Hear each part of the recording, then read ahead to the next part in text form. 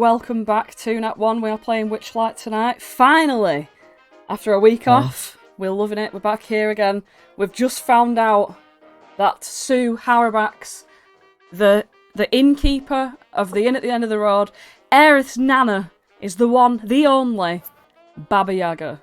If you want to watch that revelation, it'll be, I think it's on YouTube. Yeah, it is. It's on YouTube. Go and have a watch. But yeah. So what happened was, they were all having a grand old time in the inn. They snuck downstairs, Holland, Archie and Octavia, for a little bit of a drink. They had a nice little time, a little bit of fun. But in the middle of the night, Sue come crawling around, going, right, everybody get down into the basement, because someone's coming. But she didn't say that. There was an emergency. So she put you all down in the basement and locked the door. And you overheard someone enter. Aerith. What is it? It's not face step, is it? It's the it is face step. Face step, yeah. Face stepped up through the ceiling to discover a woman with like ram's horn helmet thing on, hat thing, big black cloak, a couple of shadows around her cast along the wall that aren't hers, with a giant staff, looking very powerful, threatening Sue to show her where the party is. And obviously she's seen Aerith and knows that they're here. Sue tries to pass it off as, oh, it's just my daughter, slams her back down through the ground into the basement, and you overhear her talking that the hags, that's Bavlona, Scabatha, and Enderlin, are all together now, and they know where you are. They've been watching you through the hag's eye. And also, she threatened Sue to give you up. But Sue refused. And at that, she tried to blast her with some sort of lightning-sounding spell, but it didn't work, and that freaked this woman out, and she left. You went downstairs. Whilst you were downstairs and confused, worrying, Sue's like, you need to stay there a little bit. You did hear that Alexander actually got hurt because there was a growling, yelping sound. So Sue was obviously looking after him then. And in that time, you entered the secret door that's been in this basement the whole time, revealing, and I'll show on the map for everybody there, Sue's secret lair, including a cauldron, and a bunch of other grotesque things, such as animal and monster body parts, different sort of, like, potions and stuff like that. A little front room, and also on this table, a letter from the demon Grazd, asking, where is Tasha? Now, as you all emerged out of here, Sue had come downstairs, and obviously annoyed... Sorry, she drags you out of there, and obviously annoyed that you've been through the door, attempts to wipe all of your memories. This only works on Aerith and Octavia. And as she sort of looks at Holland, Flopsy and Archie to see who still sort of knows what's going on, to get a bit of insight on them, she notices Archie is a bit more sort of... It's more in the forefront of her mind, so puts Archie to sleep. She believes, from what you can tell from these actions, she believes that no one else will speak of this. And that's where we start today's session. The music's kicked up again, and Oogle the owlbear is sort of just a bit disturbed from his sleep, and he just looks up at all of you all like, shut up, I'm trying to sleep. And Sue's looking at you all, and she says, well, sorry about that intrusion. It was a little bit, unexpected, but I'm sure we can get on with the rest of the night, can't we? Sorry for interrupting all your sleeps. Well, looks like this one's going to get quite a good one. She tries to, laugh it off. Nana, what happened to Archie?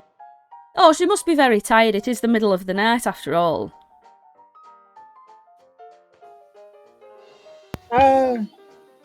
Okay. Octavia sort of got Archie in her arms. Like, Octavia's looking really confused. And she's like, is everything okay now? Can we go back to bed? And she's like, oh, yes, of course. Why don't you take her upstairs? And Octavia just, looks really fucking freaked out, because she knows there's a gap in her memory, but she don't know what it is. And she's going to take Archie upstairs. Archie is obviously asleep. As for the rest of you, she looks at Holland and she goes, now, I know you've been downstairs to, get a few drinks and everything, and don't worry about it, that's absolutely fine. You can have whatever you want, really, I'm not bothered. And she's playing it off, you can tell, without even insight checking, she's just playing this shit off right now. Thank you. I did try to make a blue lagoon, but I don't think I did it right. No, come here, a blue lagoon. Oh, I haven't had one of them in years. She's going to take you upstairs as well. I'll show you how to do one of those. And we're going to move to this map. Flopsy's going to message Sue via message as she goes upstairs. He needs to enjoy himself, but could you please make this one a virgin blue lagoon? Sorry, I jumped a second. She sort of winks at Holland, and she messages you in your head, Holland, saying, "Your father over there doesn't want you drinking, but I don't mind."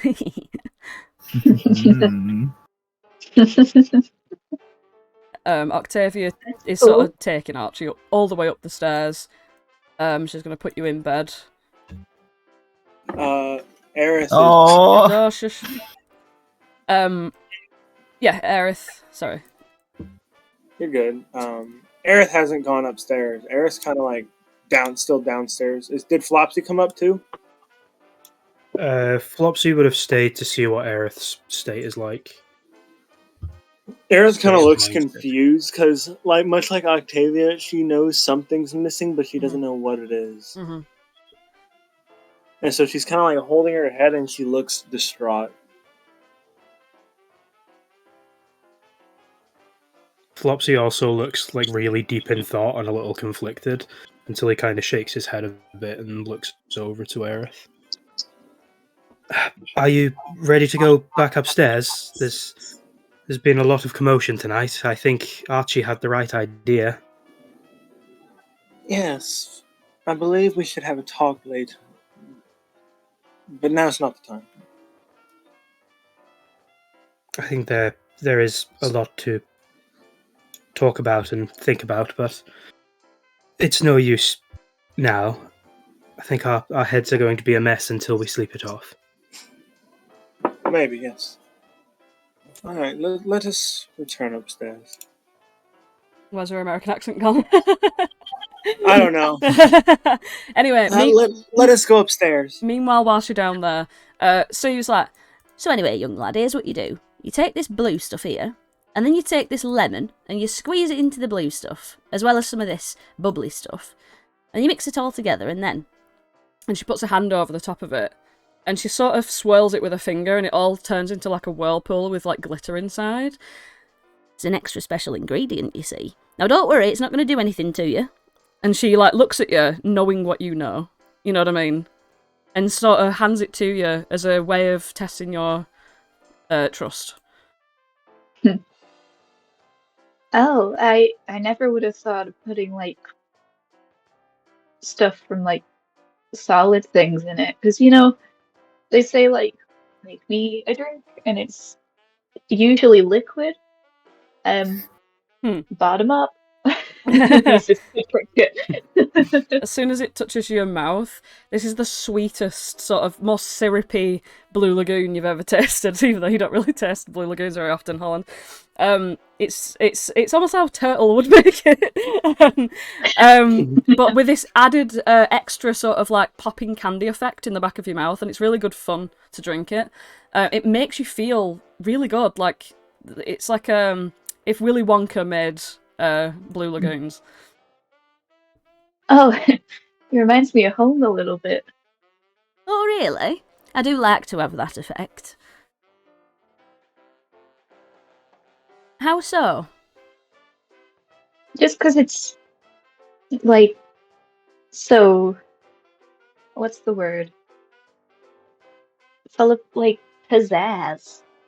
Pizzazz. I'll have to make a note of that. Pizzazz. Good. And as you're sort of drinking it, you do see over on this table, Alexander sort of like rubbing his forehead a little bit, and he looks a little bit sort of dishevelled. But he looks as though whatever's hurt him has healed, like pretty much straight away. He's just a bit shaken.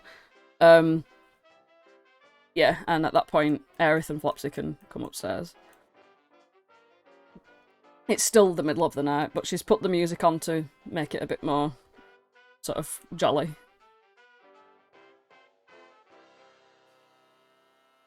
Nana.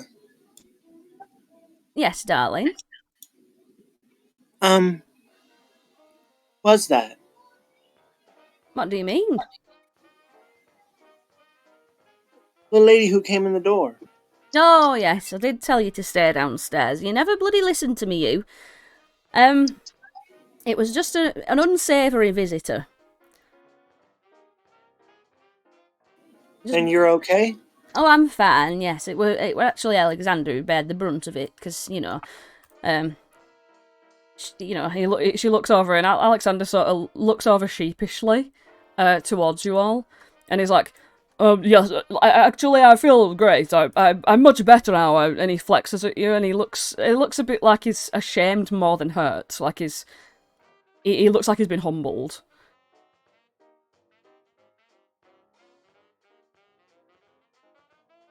Well, that's what I say anyway. No one comes in my inn and interferes with my friends and staff. I'll tell you that for free. Well, I'm glad you're okay. And Aerith runs over and gives Alexander a big hug. And thank you for protecting Nana. I think, I mean, yes, I did a decent job, I think. I'm not sure, but he looks confused and frightened about the encounter. But he hugs you back tightly. There's a definite sort of sense of fear, but you're not quite sure what he's scared of in particular. He's just a bit out of it.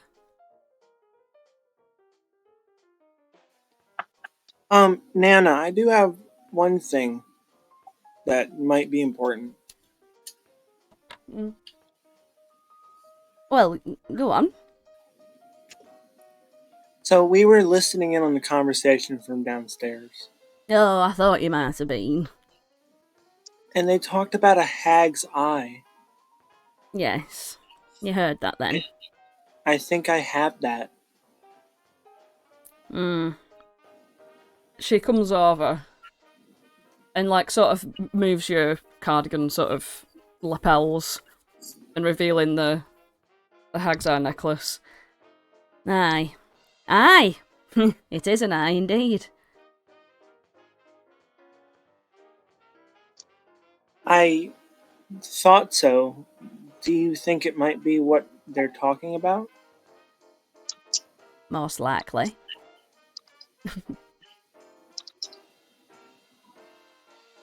So they've known everything we've been doing this entire time? Sounds like it, doesn't it? I'm not quite sure how it works, though. Well, we should get rid of it, right, guys? Most certainly, yes, we should. Sue, do you have anywhere you might be able to put it that would maybe shield its effects?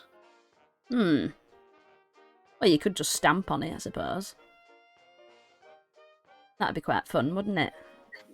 Aerith throws it on the ground and stomps on it. As soon as you stamp on it, like, the casing that holds it together cracks, and the eyeball itself just slops like jelly, like with all of the sort of innards of the eye just like slop outwards like a lychee, sort of like you've stomped on a lychee. And she looks down at it and she does give a little smirk, but only you would see that anyway, Aerith, because she's facing you. Oh, Vass isn't here, so I guess I'll just clean this up myself. And she, like, hovers her hand over it, and you can see from there she can easily clean things. Well, she doesn't need a cleaner, she can prestidigitate everything. And she just gives a little bit of a laugh when she does it. Anyway. Well, that solves that problem. Well, yeah. If you believe they were watching you through it, which is, you know, what that horrible woman said, then, yeah. Looks like you've solved that problem. We should probably get rid of that jar of eyeballs that Archie has too, just in case, guys. Blooming heck. Where have you got all these from, anyway? Oh, that was when we stormed Scabbeth place. she goes to Holland and she's like, pass us a bit of that Blue Lagoon, love. Can I try making you my own? Oh, yes. Go on, then. Go on. I'll wait here. Can I finish off the rest of this whilst you do that? Yeah. I want to taste the difference. What a bitch.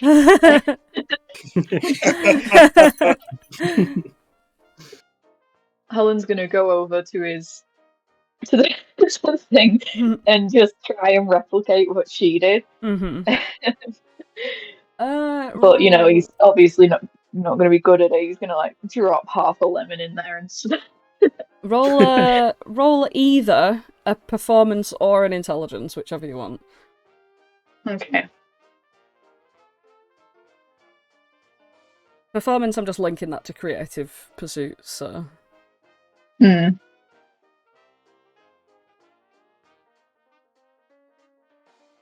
Yeah.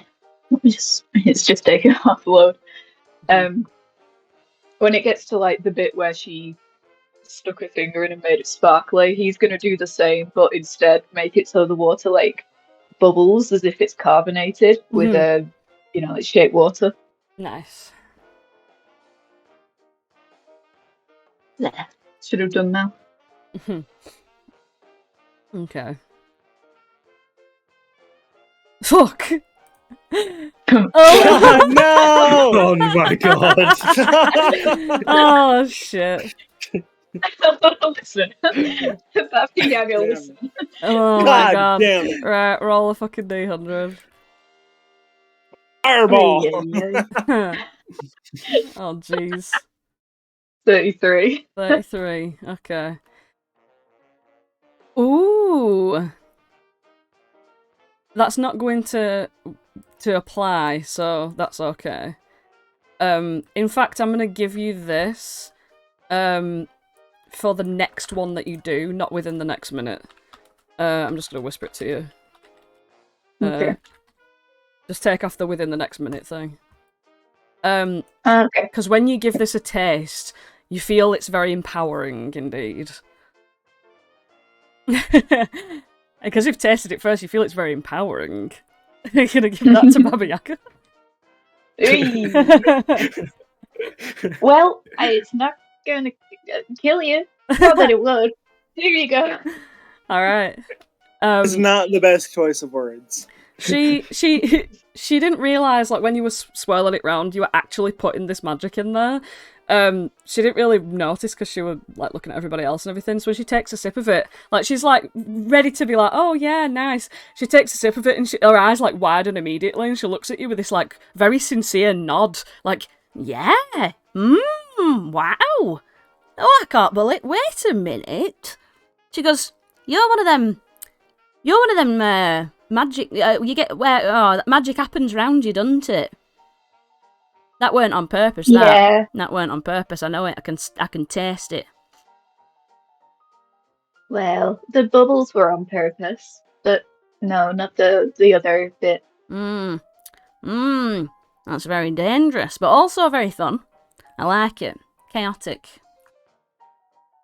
Yeah. Very good. The taste is a bit, not as good as mine, but it's a good beverage, this. She's gonna drink all of it to herself after you've had that first sip. She's gonna sit there and cradle it. Oh yeah, you've got a talent there. You have. Maybe bartending is my calling. Yeah, maybe one day you can come and work for me. Yeah. I'm used to traveling around, so I wouldn't mind a house with legs. Meanwhile, Archie, will you make me a wisdom saving throw, please?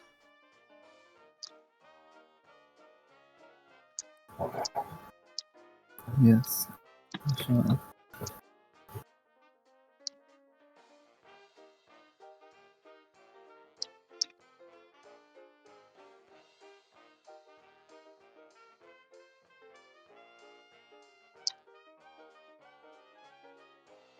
There's no one open the character sheets. I always have mine open. Archie, you're starting to have a really odd nightmare. Like, you're having this really weird dream. Like, it's such a strange dream. It's like all of your friends have all of these shadows that are, like, coming off their bodies, but as they grow along the wall, they, like, grow these, like, long Nosferatu-esque, like, claws and, like, a long nose, like, that doesn't suit them in any way, and, like, big, long, like, longer than elven ears. And everyone's sort of creeping around, and people in the dream are like saying things to you and then laughing at you for not understanding it and stuff. And it's like this big swirling thing of like, I'm not understanding some sort of joke, and everyone's being all demonic and weird around you. And you feel like this is pushing away so much more of what you remember. Like, it's pushing it all out, and all of this is more of a focus on, like, do my friends even like me? Like, this sort of questioning that's running through your head right now. You still remain asleep, unfortunately. Yeah. So, Sue, order up over there, start to go back to snoring, and Sue's looking around and she's like, right, well, I'm gonna put some extra strong magic on that front door and on the door upstairs as well. And, yeah, I think it's about time that you finished your rests. We'll be in... Before you go off to bed, Oh, Sue, sorry. Yes. I just wondered, would you like one last dance before we go to sleep? Oh, how could I deny a handsome fella like yourself? Right, everyone, you two, children, scoot off upstairs, please. Get out of here. Aerith, you best go upstairs as well. You can have one of the beds upstairs. You're not going back down there now. It's too much. Bad memories. Bad memories. Yes. Yes, Nana. I'll head upstairs maybe. Right, Holland, you as well. You've had your fun. Okay. He just grabs a handful of cherries or whatever's nearby and just runs upstairs. Alright. Holland and Aerith, you leave the room. And Alexander sort of, like, looks around and she's like, and you as well? And he's like, and follows. But he's going to follow after, though. Like, you two can walk upstairs by yourselves. And you get up there. And the room, I'm not sure. Oh, yeah, the top room is where Flopsy was. Holland, you were in this one, weren't you? Yeah, I think so. Okay, is Aerith just going straight to that bed? Aerith's going to where Marielle was. Okay. Alright. I'm gonna sleep in the chicken nest. Okay, Holland. So, Aerith's gone that way. What are you doing, Holland? I'm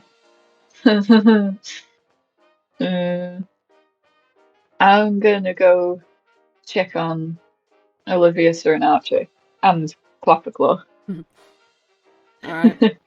You go in the door, and you can see that Octavia's sort of sitting over Archie. She's got her knees on the floor, and she's got like a hand on her head. You see that Archie is absolutely pale as alabaster, like literally the most pallid you've ever seen her. She's got like bags under her eyes, she's sweating, she's like breathing and rolling around in bed, like, but she can't seem to wake up from this nightmare. And you look around and Clapperclaw's not there. Octavia is just so concerned about Archie right now. She like looks up at you as you come in, and she's like, I don't think she's doing too good.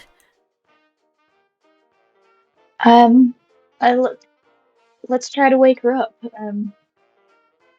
Are you seeing Clapperclaw? Oh, she like flings up the duvet on this bed, expecting him to be under it for some reason. And she's like, no, oh my gosh, I didn't even think.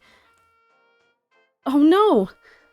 She sort of looks, she looks about the room as a way to do something with herself, but she doesn't know what. You know, like, scattered brains. Helen's gonna like start looking, in case he like hidden under the bed or in a closet or something like that. Yeah. When he'd heard like commotion. you literally turn the whole place upside down, open up chests, look in the wardrobe, and he's not anywhere. Shit! He's not here! Oh my gosh. Okay. First, okay. Yeah, you're gonna go over to Archie and, like, shake her a little bit and be like, Archie! Archie, wake up! Archie, make a wisdom save with advantage. +4 because I'm next to you now. Hey. Go over there. Nice.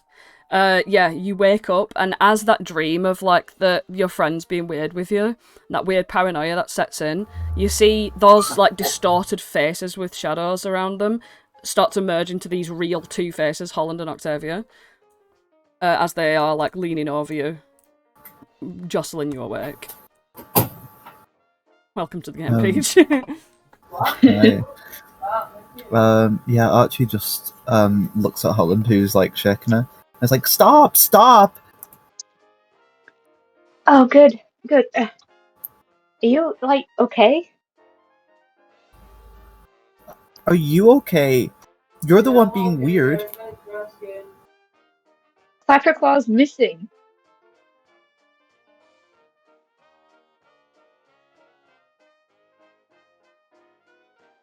Yeah, that sobering thought of Clapperclaw's missing sort of snaps you out of the dream world side of things. Like, you know that this is real Holland and real Octavia, and what you were having was a nightmare. Sorry, I was just interacting with my sister. It's okay. Yeah, Archie sort of snaps out of it. Oh, is Clapper? We don't know where he is at all. Did we forget to bring him down with us? Oh, we didn't know he was just sleeping. We didn't want to wake him up. We didn't know it was going to be... Oh, do you think... I don't know. I'm going to go downstairs and talk to Sue. So, I'll be right back. Alright, before you do... Alexander's gone upstairs as well. You hear him shortly afterwards going into his own bedroom. Shortly after you going in the first place, I mean. But downstairs you left with Order Up has started to, like, nod his head and go back to sleep. And it's just Sue in the room. Flopsy extends his paw to Sue for a dance. Okay. And he might speak slow because he doesn't want to accidentally stick his rabbit foot in his mouth. He starts leading her in a dance, kind of a slow dance. He's going to use prestidigitation to let little tiny lights, almost like dandelion seeds, fly around them as he whisks her around this room to the music. Oh yeah, that music. And he is not going to mind message anymore because everyone else is left, so he can speak plainly. So yeah, I know that you know that I know something.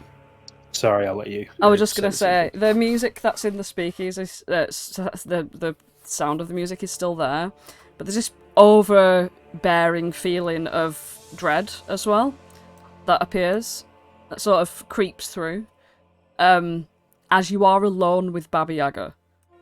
So yeah. Yes, the dread is felt. Yeah. I know that you know that I know something. She looks you in the eye.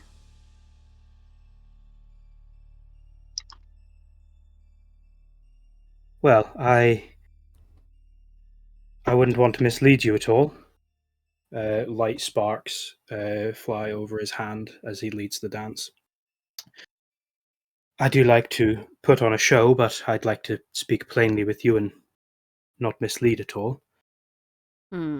Nothing I'm going to say is a threat. I'll put that out there now.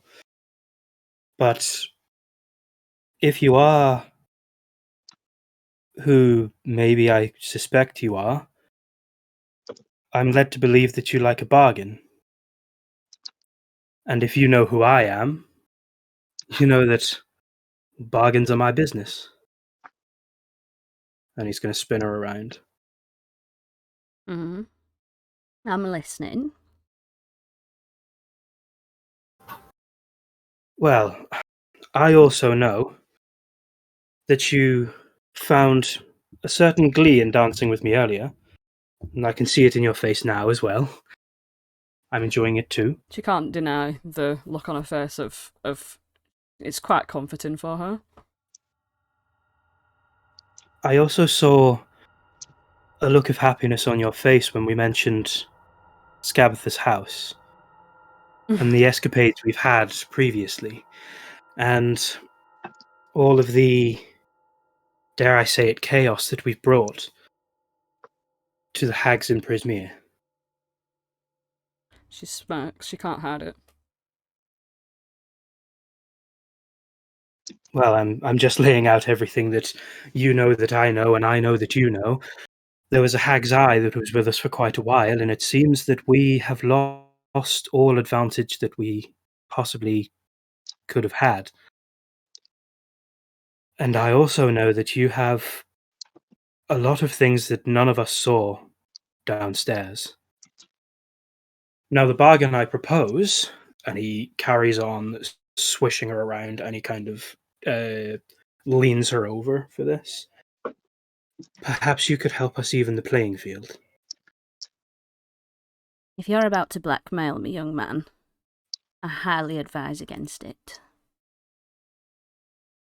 This is why I wanted to start with nothing being a threat. I won't go and speak anything ill to anyone on purpose. To be honest, you know more about your enemies and who you want to keep secrets from than I possibly ever could. So some things just tend to happen. And again, I'm not saying they will, but I know that you are quite powerful. You could eliminate that possibility for both of us. The bargain I'm offering isn't my silence, it's my memories of tonight. If you help us, and you don't have to do much, just maybe give us something to even up the score. I'm willing to give a part of myself for that. She stops dancing with you for a second and sort of pulls away.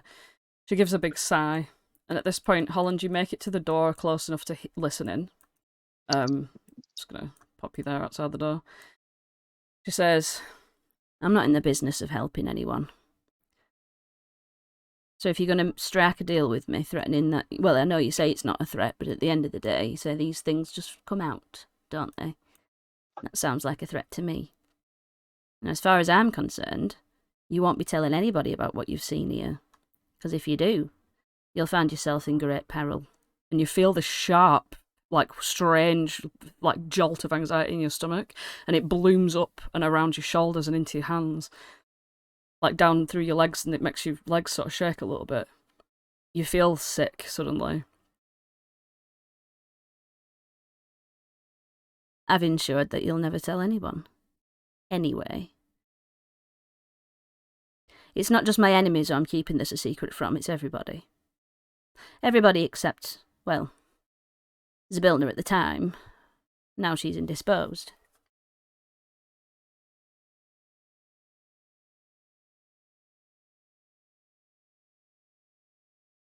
May I ask one question about this?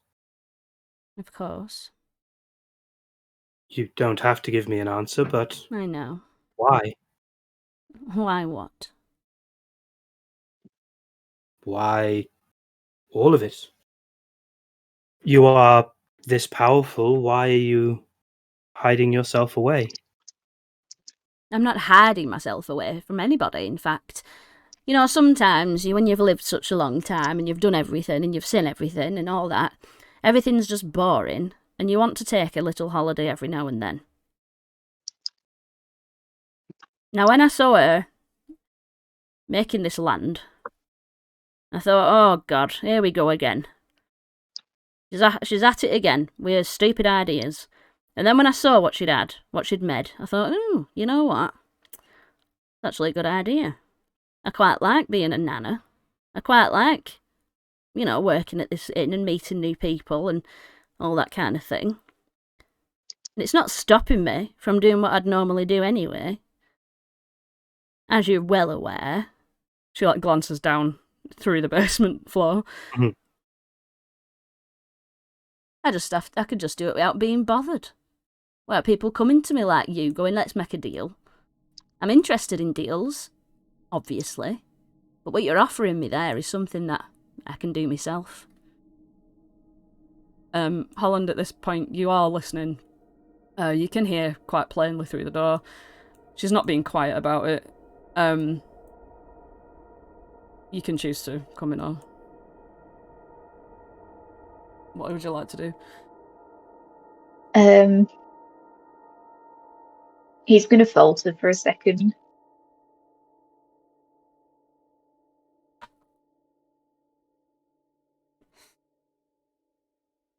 Okay. I apologise if anything came off the wrong way. That's the I'm thing just with very you worried people. You're always trying to get your own way. And you know what? That kind of attitude doesn't always get you in the right place. You know as well as I've got the power to do whatever I want, really, end of the day. And this is what I want to do. So if you come to me saying, oh, look, I've found a bunch of, I don't know, organs from an augur. There's a bag full of organs for you. I'd gladly take them in exchange for something.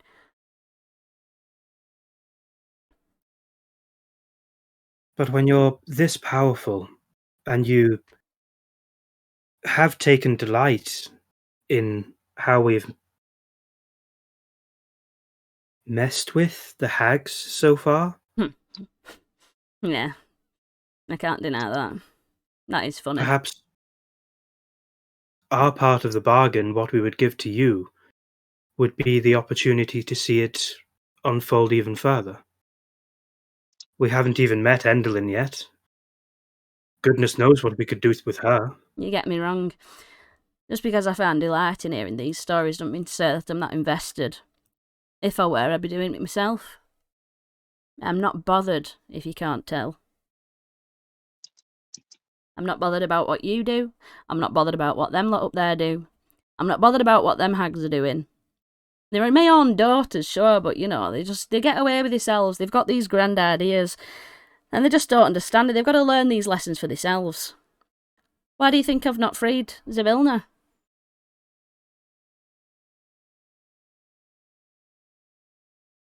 She got herself in this mess, and she can sort it out. And if she needs you lot to do it for her, then so be it. But I'm not having a part in it.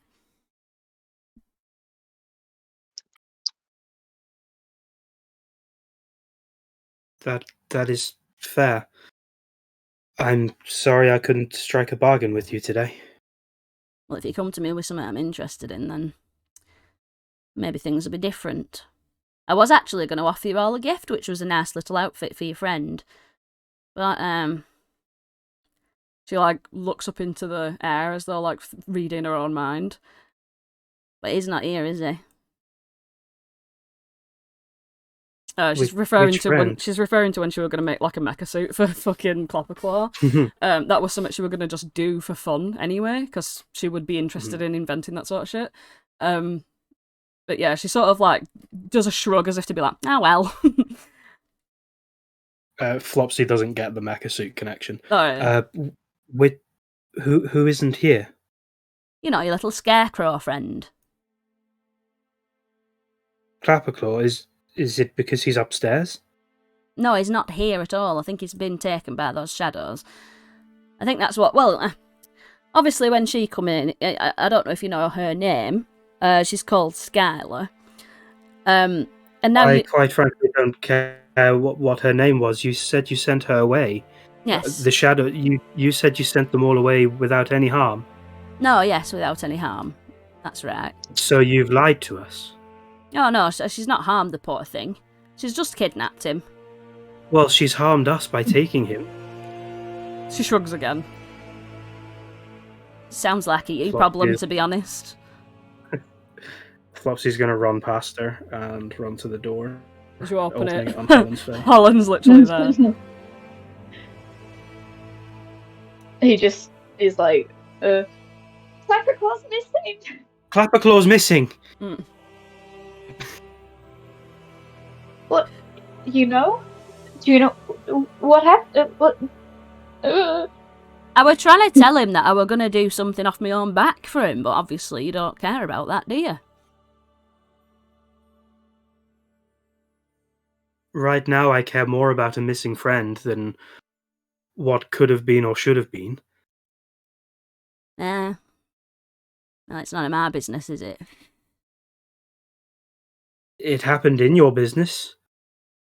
Did you happen to see where he was taken, or anything about it, or are you too nonplussed to care? Well, I was going to tell you about who she was and what her name was and all that lot, but you didn't seem to be interested in that neither. Well, I am. I got up out of bed to come and find out. And this woman, she's not, like, working for Scabather or anything, is she? No, she's working for Endlin, in fact. She were not aware neither about who I were, and all you two know.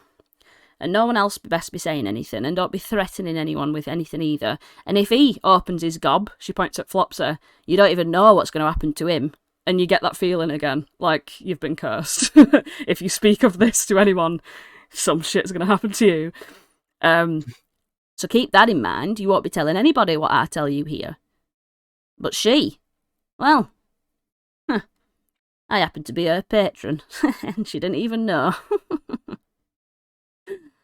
She gets her magic from me, from being invested in my power. So when she tried to blast me with her little eldritch blast, oh, no. I put my hand up and went, no, she didn't even get it then. And then she fucked off out my door. Whether she went upstairs or not, I don't know. I was too busy looking after Alex. You were a bit shaken.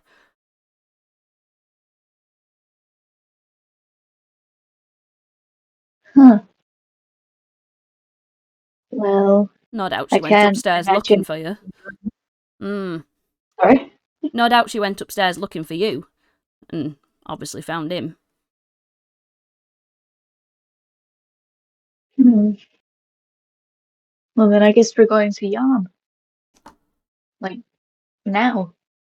Yes, we are. And as you're standing outside, you can see it's like the feet are walking through the fucking swamps of hither anywhere. That's where you were going in first place. That's lucky, isn't it? But we're going at like 2 times speed now. Like 3. Or do you want me to speed it up for you? A little bit. Alright, let me think. She looks around the room at like little things that you've not really noticed in the room before that are sort of like built into the walls, just kind of like strange little buttons and other such little like mechanical things that you've never really noticed. So she tweaks a few things here and there. And she goes, it's all for show anyway, because I could just click my fingers and the entire fucking thing just like tilts on its edge. And Holland, you kind of slip a little bit backwards, but you don't fall off the edge as it picks up a lot of speed. And it's jostling and jostling. Meanwhile, whilst it's jostling, throughout that whole conversation, Octavia and Archie. Holland's just run downstairs to figure out what's going on. Octavia looks panicked. She's like, I don't know what's going on. I just remembered that there was an emergency, and then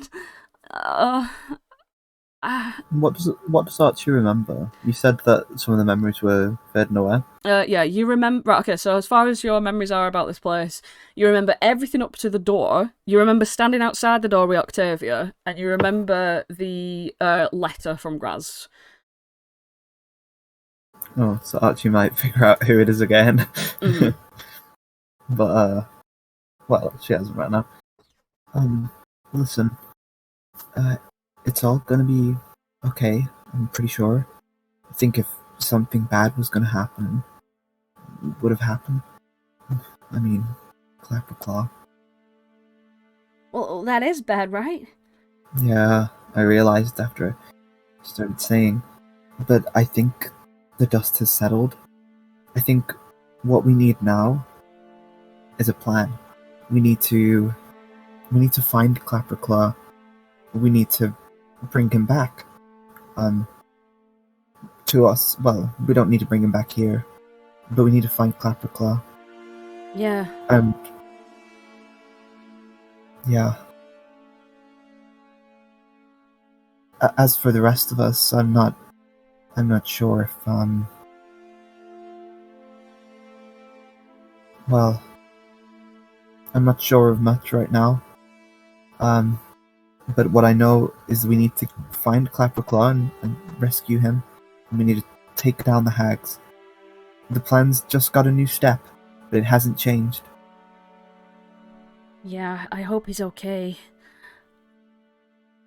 Oh, Me too. he's like a little kid, right?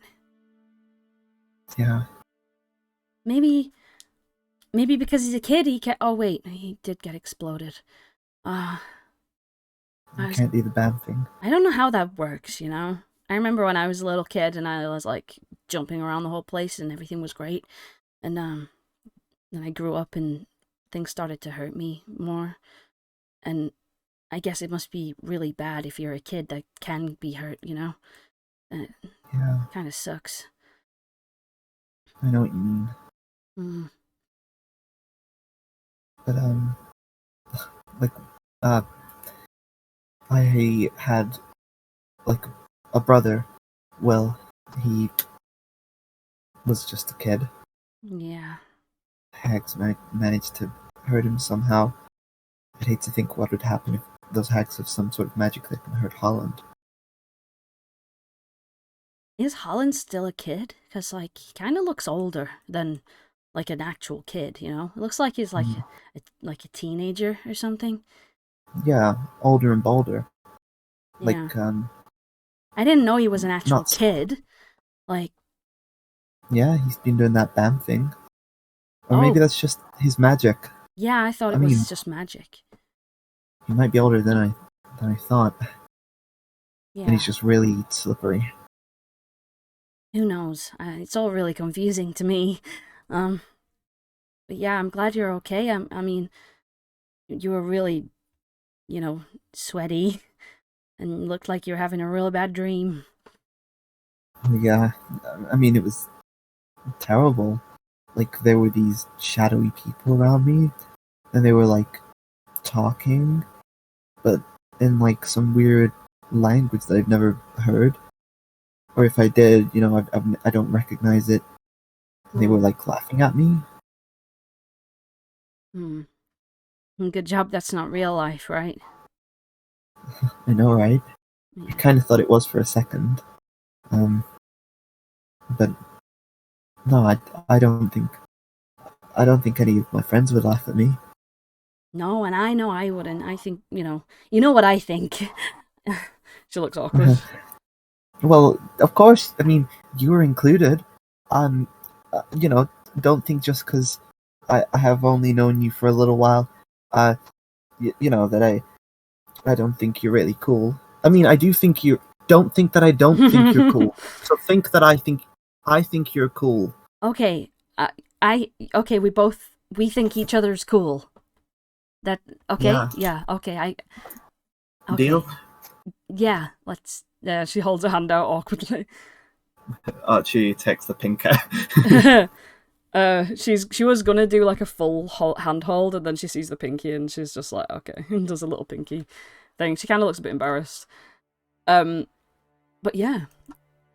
Meanwhile, downstairs, the fucking machine, the tavern's moving at speed now, and you can hear it sort of slopping through the swamps below, like kicking up a lot of mud in its wake. That. So that's all I'm doing. I can't be bothered with naught else, right? You can sort this out yourselves.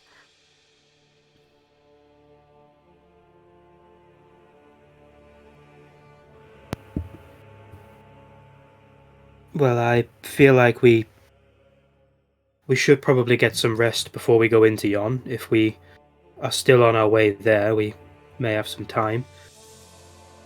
Before I go, I would like to sincerely thank you for your hospitality. She smirks a little bit, thinking that you're being sort of obtuse about it, and she says, She can Well- insight check me if she wants. So now she's going to think what she wants. Mhm. She's going to say, Well, I bloody hope so, because I do put a lot of effort into this inn. A lot of people like it here. I've got a lot of good regulars.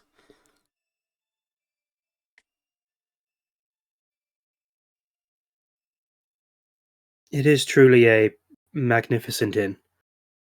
Hmm. Maybe we could become regulars over time. Oh, yes, I would like that. It would be nice. Just so long as you don't be bringing any drama in here, right? I've had enough of that with them bloody, what they call them, satyrs. Oh, do me head in. Anyway, I'm off. you presume she's not going to sleep. She's still full of beans. She grabs the rest of Holland's made Blue Lagoon and takes it with her. And obviously with your memories of what's downstairs, you know she's going down to tinker. You know what I mean? And she's like, nah, and slams the door behind her. She don't really give that much of a shit. Yeah. Flopsy and Holland are left alone. Well, fuck. Indeed.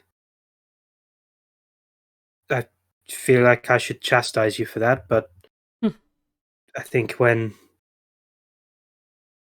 the chips are down, there's not much else you can say. I thought Yeah. I thought I'd try something, but it didn't work. I don't know why I even thought that it possibly could, but it seems like we really just need to try. Mm. Either way, I don't think Aerith's Nana likes me very much anymore. Just to out of character tell you about the parameters, you can speak to Holland and, you know, like Archie and everyone around about this. It's about people who don't know. You can't tell people who don't already know. Yeah. So you can't tell And they still wrap around it with everyone. yeah, you can't tell anyone who doesn't know already. Oh, I love the dynamic. What if of Aerith Aerith accidentally hears it, though? Then that's fine. But yeah. If it comes from Flopsy, then... Yeah, if it comes from Flopsy, Flopsy will be... We'll cross that bridge when we come you feel that you have a curse on you. That's all you know. Yeah. So is that... are you just going to go to bed and have your long rests? Aerith is going to spend 4 hours of the night just kind of like crying, because I think in this moment, it's safe to say that this is probably not the first time Aerith's tried this. And so I just imagine Aerith has multiple gaps in her memory, and this is just one of many. Oh, yeah. And she doesn't understand. And she also believes Nana was lying to her about Archie just kind of like slumping onto the floor and falling asleep. Oh, yeah. But she doesn't know anything, and so she's in the dark and upset. And in that case, then, you would turn to Winter. Yeah. As you sort of hold yourself in this pile of hay, crying the night away, until eventually you sort of cry yourself into your trance. I'm a sad chicken.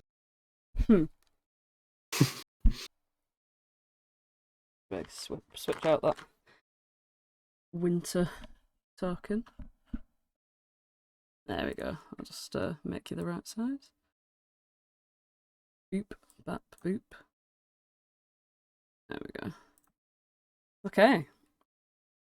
And let's see here. Doop a doop doop doop.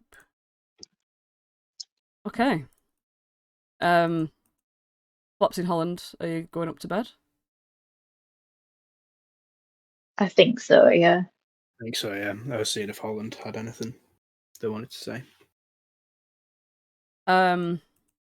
Yeah, you get up to the hallway upstairs, and you can kind of hear like mumbled talking of Archie and Octavia in the room where Clapperclaw was. Flopsy, obviously, your room is this northern room. The amount of beds in each room is the amount of beds that are there, so yeah. I'm just going to go back into Archie and Octavia's room. Okay. As you go in, you see him sort of like doing this like little pinky promise thing. And Octavia looks over at you and she's like, "Oh, hi. We were just talking about Clapperclaw and how we're gonna save him and like the plan and stuff. I guess we could probably like have a sleepover and talk about it and all that kind of good stuff. And oh, there's only 2 beds. Archie, do you mind? Oh, yeah, we can sleep tops and tails. Okay, do you want the top or the tail? I'm more of a top. I like it either way. Come on, you two. Wow. I mean, I could go top or tail. I really don't mind. It's as long as you don't put your like feet in my face. That's something I just don't like.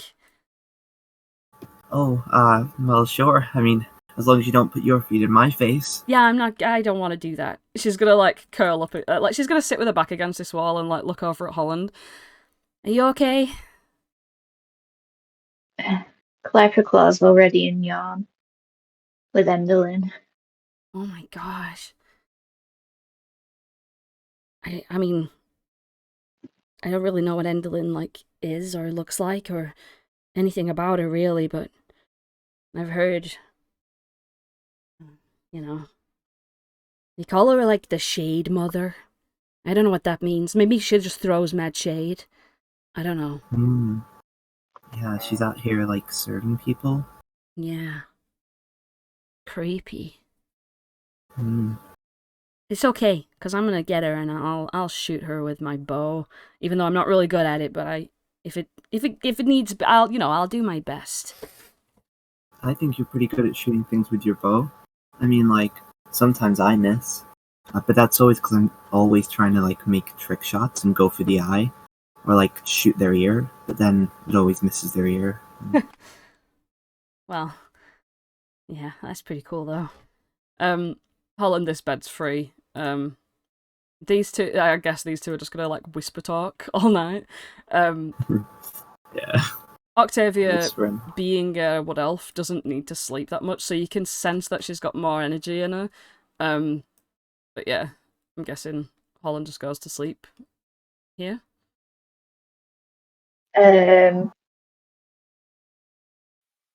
Yeah. Okay. Alright, okay. Meanwhile, in Flopsy, when you've walked into this room, considering Aerith's going to be crying for the next 4 hours, you walk in. You walk in and you look around the room and you're like, what? Where? If Aerith's been sent upstairs, where even is she? And then you turn this corner and you look inside the circular hair pile. Aerith is curled up like a little baby chick. Like, curled right up, with all of her clothes pulled right up over her little cheeks. And you just hear this, like, this little sob. And she's blue. Her hair is like ice. In the sort of way that, like, her tears mingle with this blue colour hair, and it's all very glistening.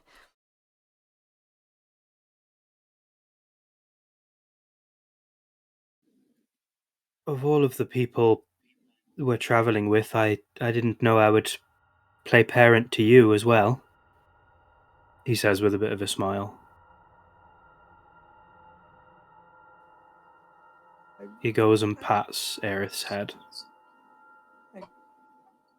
I don't know why she would lie.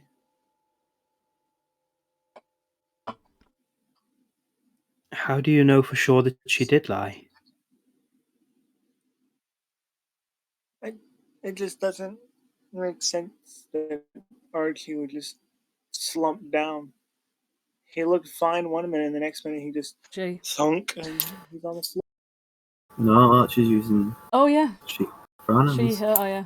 Yeah, but fucking Aerith doesn't know that. Maybe she does. Maybe she does. Whatever.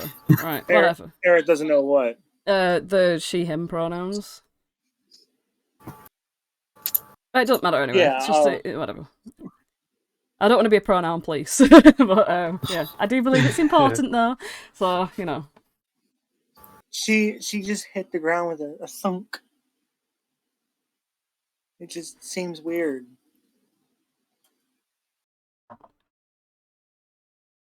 There has been a lot that's happened here tonight, and I think we all know that there's more to it than meets the eye. Flopsy, I don't know what to do. All through my life, there's just little gaps, and they're all leading to that door. Are you? Did the same thing happen to you? Do you remember what was on the other side of that door? you don't remember anyone going through the door, Aerith. Oh, we were just at the door. Yeah, My bad. yeah, that's okay. Rewind. You can sense that stuff happens around that door, like your gaps in your memory are related to the door. But you don't know what's behind it, and you don't know that anyone went there. Okay, well, do you have the same thing going at around that door? I don't have the same thing, but I do have many strange sensations relating to downstairs of your Nana's hut. This is a very magical place, Aerith. And there is a lot that she obviously hasn't told many people. And that, by necessity, must include you.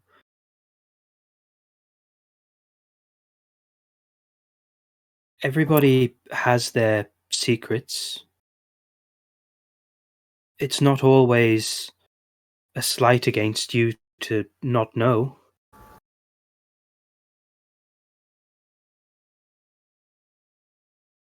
I think that maybe you not knowing everything might potentially be for your own good.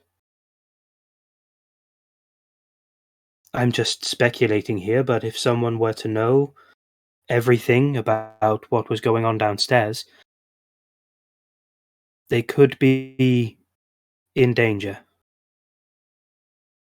And I think your Nana has lovingly protected you from that. Well, did she protect you too? Flopsy smirks a little bit. I can't say that she hasn't protected me tonight by putting me downstairs, so yes, in a way, she has protected me.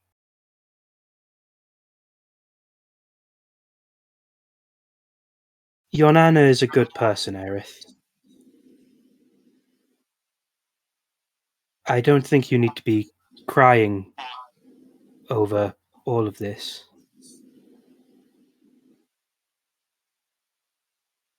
She obviously cares about you very much.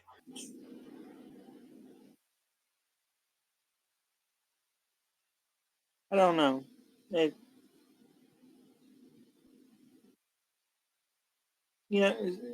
All these gaps, it just feels like I've been lied to my entire life,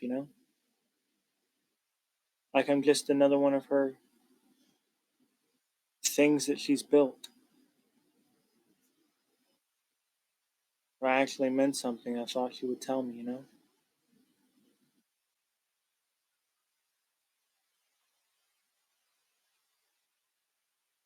I don't think it's as cut and dry as that, though.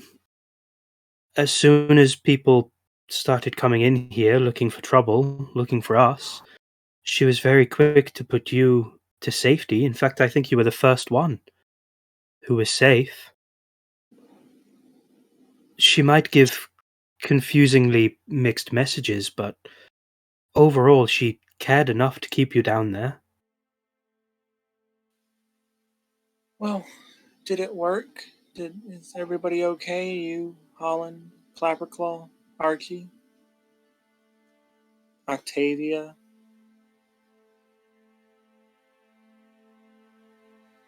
Every one of us that was downstairs has been kept safe. I hate to tell you this while you're so emotional, but we are on our way to Yon to collect Clapperclaw. He wasn't as lucky. Collect? What do you mean? Who has Clapperclaw? Whoever it was that came into the hut looking for us.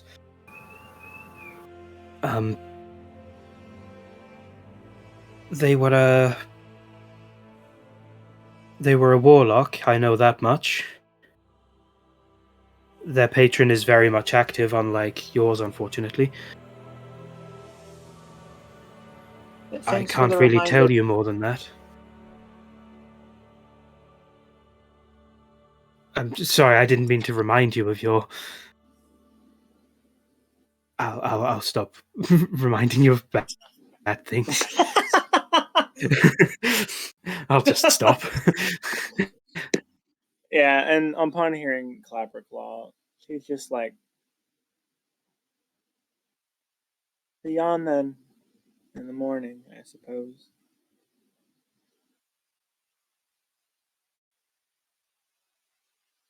Okay.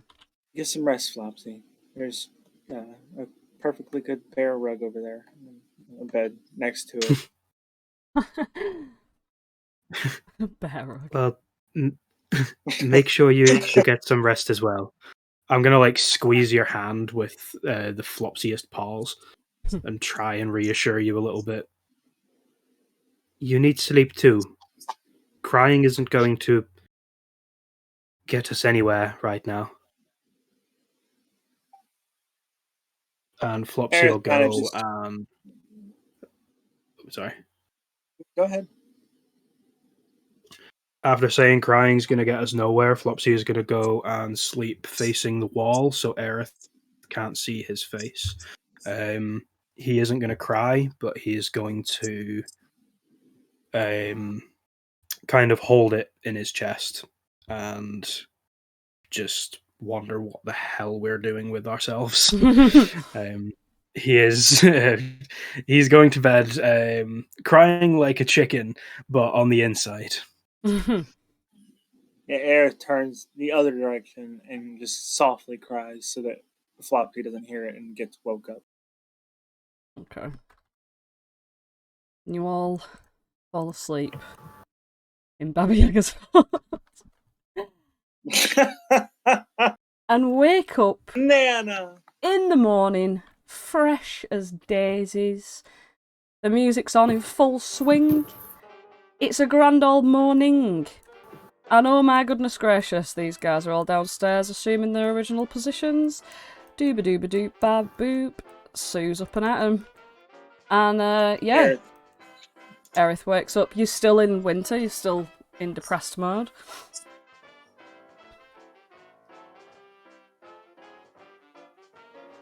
Absolutely. Mm-hmm. Aerith's probably the first one to get up. She didn't sleep much. Mm-hmm. Kind of walks in the door. Hey, Alexander. Oh, hello, Aerith. Are you okay today? You look a bit blue. Yeah, that's kind of the whole point. Well, is there anything I can do to cheer you up a little bit? Do you want to play with my yarn? He brings over some yarn and throws it to you.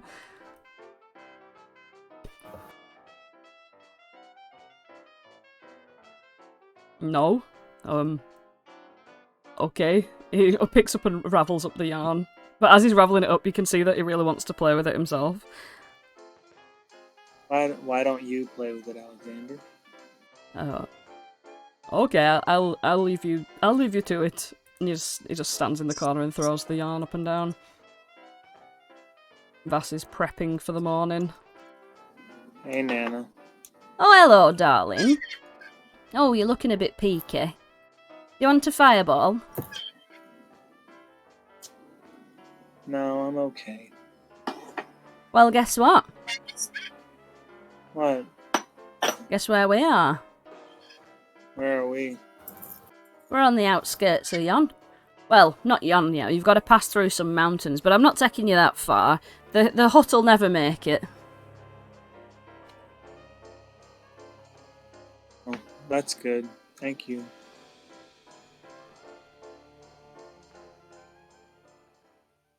Aerith doesn't really look Nana in the eye. She's kind of like looking down at the ground.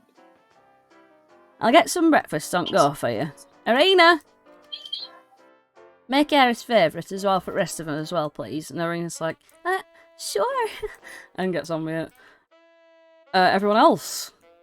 Are you coming downstairs? At that point, Flopsy would probably come in, and as Sue is walking out of the kitchen, he would kind of glance and lock eyes with her as he carries on walking past her, and just walks into the kitchen. Right. Arena's like busy chopping and doing cooking and stuff. And as soon as you walk in, she's like, Oh, hi. she looks Hello, a bit red in the cheeks. I didn't really get a chance to talk to you last night. I was a bit busy. But there was something that I was saving for the perfect opportunity. And I think I've got the time right just now. So, would you like a gift? I don't really have anything else to give right now. All of these ingredients are kind of spoken for. Oh, don't worry. The repayment is part of the gift. It's a gift of two ways. It's this dance that I've been saving. He harkens back in his mind to when Arena looked at him jealous the night before.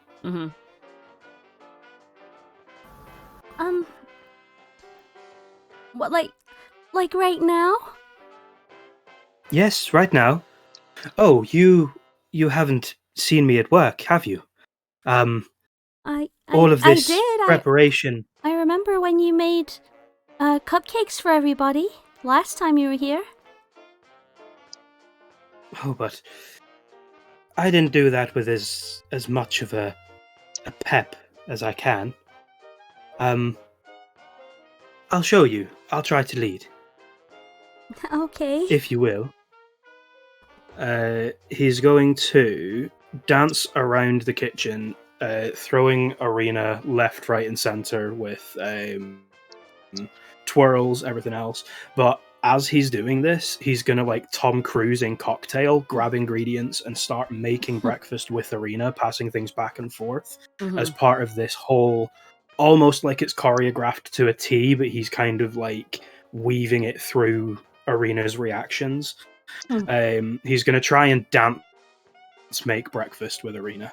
Okay. Roll a performance check.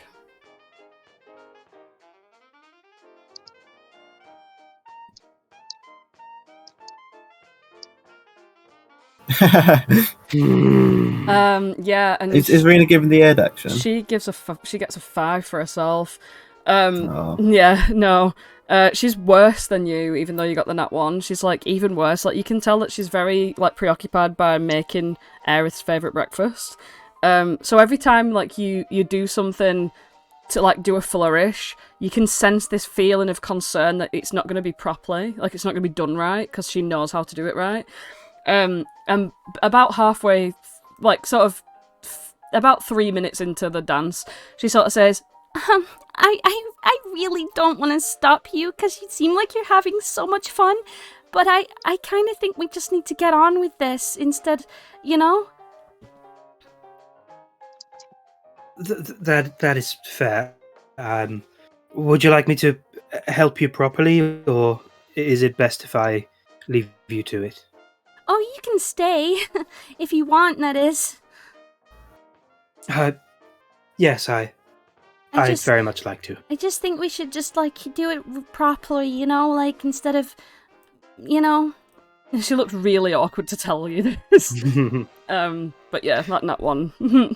So, Yeah, yeah. very unfortunate timing. Yeah, she couldn't keep Flopsy will up just either. help her normally. Yeah. Alright. Holland, Archie, and Octavia. Holland and Archie, can you just RP amongst yourselves for a hot second whilst I grab something? Yeah. Hi, Holland. Hey. Wait.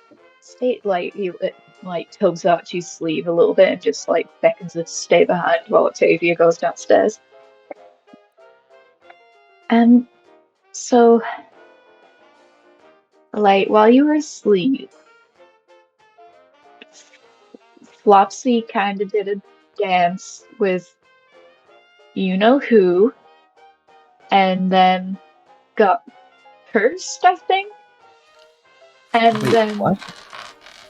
I don't know. They were talking about making a deal, and then she was like, "No," and then he was like, "Ooh, that's you know." And well, I was outside the door, so I didn't really know what was happening, but it sounded not good, and you know. Flopsy was making a deal? He was trying to.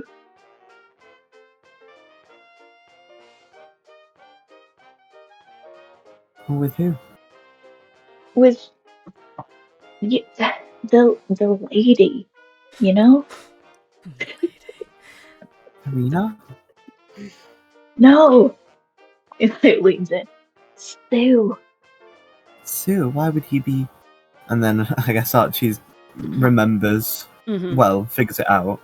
Oh my gosh. And she's, you know... Yeah. You know. Why is he making a deal with a you-know-what?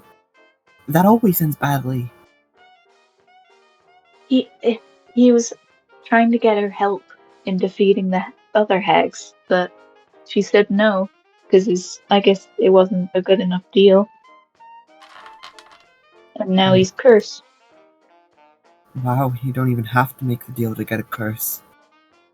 I don't think you'd know he's cursed. Oh no, yeah, she Yeah. said, yeah, she fucking said. She implied he is by saying, and if he opens his gob. Yeah. Yeah, sorry. It's because I described it as a feeling for him, so I didn't realise that you knew. But yeah. Well, Holland knows all about curses, I'll have you know. He's had a curse from an hag before, he can smell it out a mile away.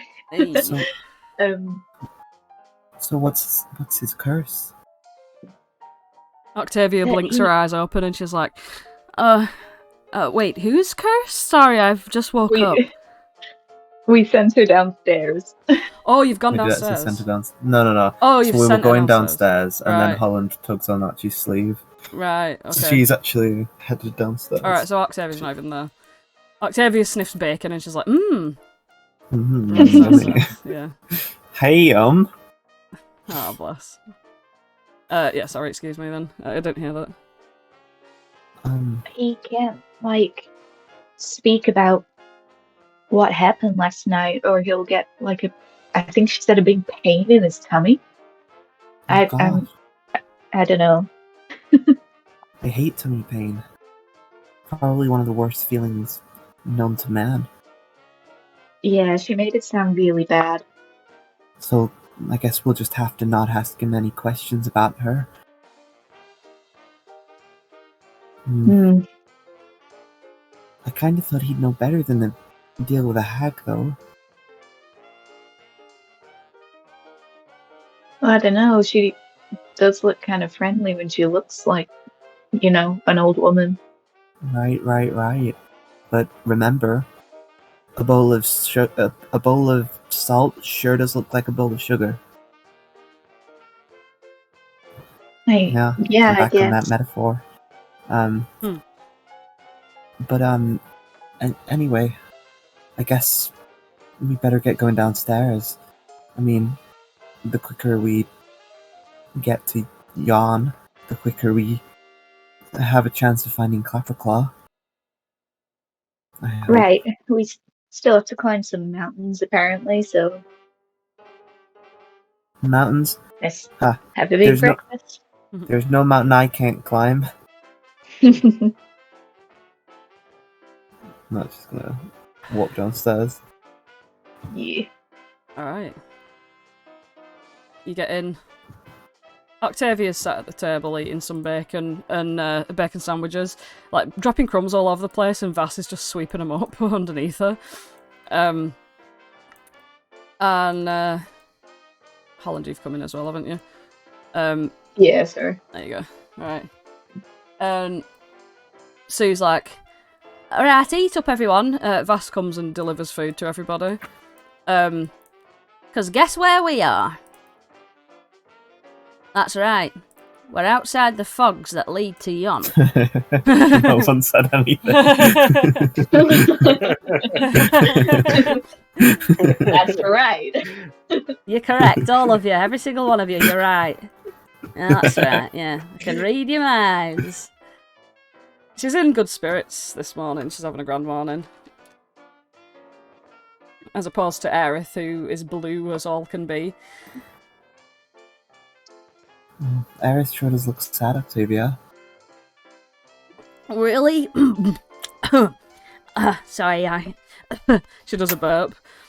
I kind of didn't look around. I just smelt the bacon. I'm not really... I'm sorry. Yeah. She looks over and she's like, I wonder what's wrong. Maybe, well, I mean, if she knows about... Oh, I don't know if she knows something that other people might not know, then maybe that might have got her down. The burden of information. Being unable to tell people something. maybe. She looks... She kind of just shrugs and continues eating because she don't really know what's going on. Archie continues being very selective about the food. Holland, you've gone up to Sue. Hey. Hello there, darling. I was just wondering, you know, like how there's like a menu and then you have like a breakfast menu. Yeah. Do you do that like for drinks? Let me have a look. Let me actually have a look. Let me have a good old gansy at this menu. Let me have a good old scroll through this menu that's actually here. Let's see here. Right. We've obviously got the fireball, which is available any time of day. But we've got a bit of bog grog ale. And that's a daytime thing. Morning. Oh, dragon's milk. Ooh, that sounds interesting. Squeezed from the very teats of dragons, I suppose. A good dragon or like a smelly dragon? She leans in close to you and she's like, It's imitation dragon's milk. It's not real dragon's milk. I just think okay. it's from a normal cow. Ah. But don't tell everyone that. she puts her finger on her nose. Your secret's safe with me. I know if I had real dragon's milk, it'd be down. Anyway, So she's like, dragon's milk coming right up. Can you make it two? And he like points to Aerith. One for her as well. Of course, of Anything? course. She goes to get the dragon's milk. Plops them both down on the table. It just looks like regular milk. Enjoy. Is there any alcohol in this? No, it's just a morning milk. It's just, for morning. Did you want some? Could we make it an alcohol morning milk? Oh, absolutely. You know what? You're a lad after my own heart, you are. And she's like looking at all the stuff and she's like, Now, what kind of flavours are you thinking here? We could put a bit of like Malibu in there, actually, and make it a bit like coconut milk. Ooh, or, well, I've heard, you know how people like warm milk before they go to bed? Well, if you put whiskey in, people say whiskey makes you feel warm. Oh, Well, yes. but it's more like a kick warm, so it's like the yin and yang if that exists here. And you know what's even better? You know what's even better in milk than whiskey is a bit of brandy. Now, brandy warmed up, I'll tell you now. That'll warm you right to your cockles. She gets some brandy and whiskey and makes like 4 different versions of what you want. And she's just going to sit and lean on the bar and try them all as well with you and just have like a little cocktail making experience. Yeah. Here, Aerith, do you have one of these brandy milks? I'm not really. Flopsy's going to bring really... food. Sorry. Aerith says... She kind of says, "I'm not really feeling it, but thank you." Well, that's okay. You can have a normal milk if you want. Well, it's a dragon's milk, of course, but yeah. Anyway, Flopsy comes in with the food. Yeah, sorry, I didn't realise Jason had started. As he walks past with food, he's just going to casually prestidigitate Holland's milk to taste like actual vomit. Sit down at the table with Archie and thingy. Mm-hmm. What's a bit? Alcohol in the morning, Holland? No. Yeah, I agree. I want to see you take a sip of that. Fucking shut it, don't you test me.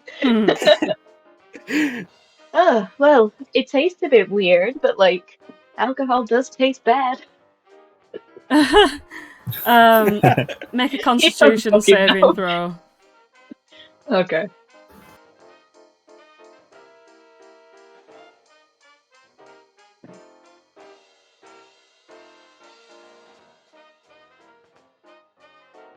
Ooh, I get my +4 on Constitution as well. Oh, hey. Didn't realise that. Well, cheeky. I'll take a bloody 15. It's yeah, I mean, you take it like a champ too. You just down it all. I make eye contact with Flopsy the whole time, and it's not affecting you. It tastes terrible, but it's not gonna make you like get up. Not my first time drinking vomit. I'm just kidding, it is. Right. So, after your breakfast, I'm gonna have to kick you all out, alright? Yeah, I mean, speed is the essence of this mission. It is. She's going to sleight of hand you a bottle of brandy. Flopsy, make a perception check.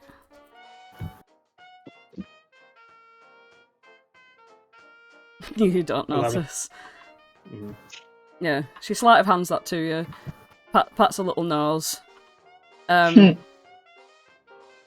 Holland is the same, but with one of his ears. She says, she leans in close to you, she says, now if you find any bits and bats that I might be interested in, you bring them straight to me, okay? You got it. Goodbye. Keep the brandy coming and I'm all yours. Word for brandy. Good lad. Yeah, so she's just gonna let you all eat and everything, and as you do, she's gonna go over to Aerith. She's kind of gonna shoo Holland away from the bar for a minute. And yeah, I'll go check on Uglay. oh yeah, downstairs. She sidles up to Aerith and she goes, "What's bothering you, darling?"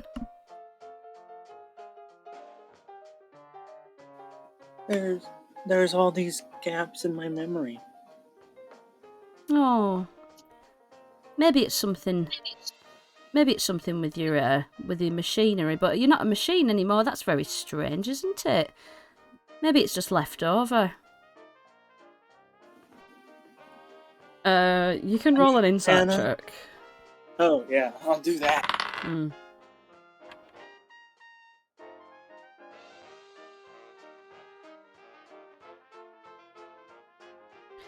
Yeah, she does seem concerned about you. It doesn't look like she's lying or withholding anything. She looks genuinely concerned for the gaps in your memory. I wonder why that happens. She got a Do 19. you love me, Nana?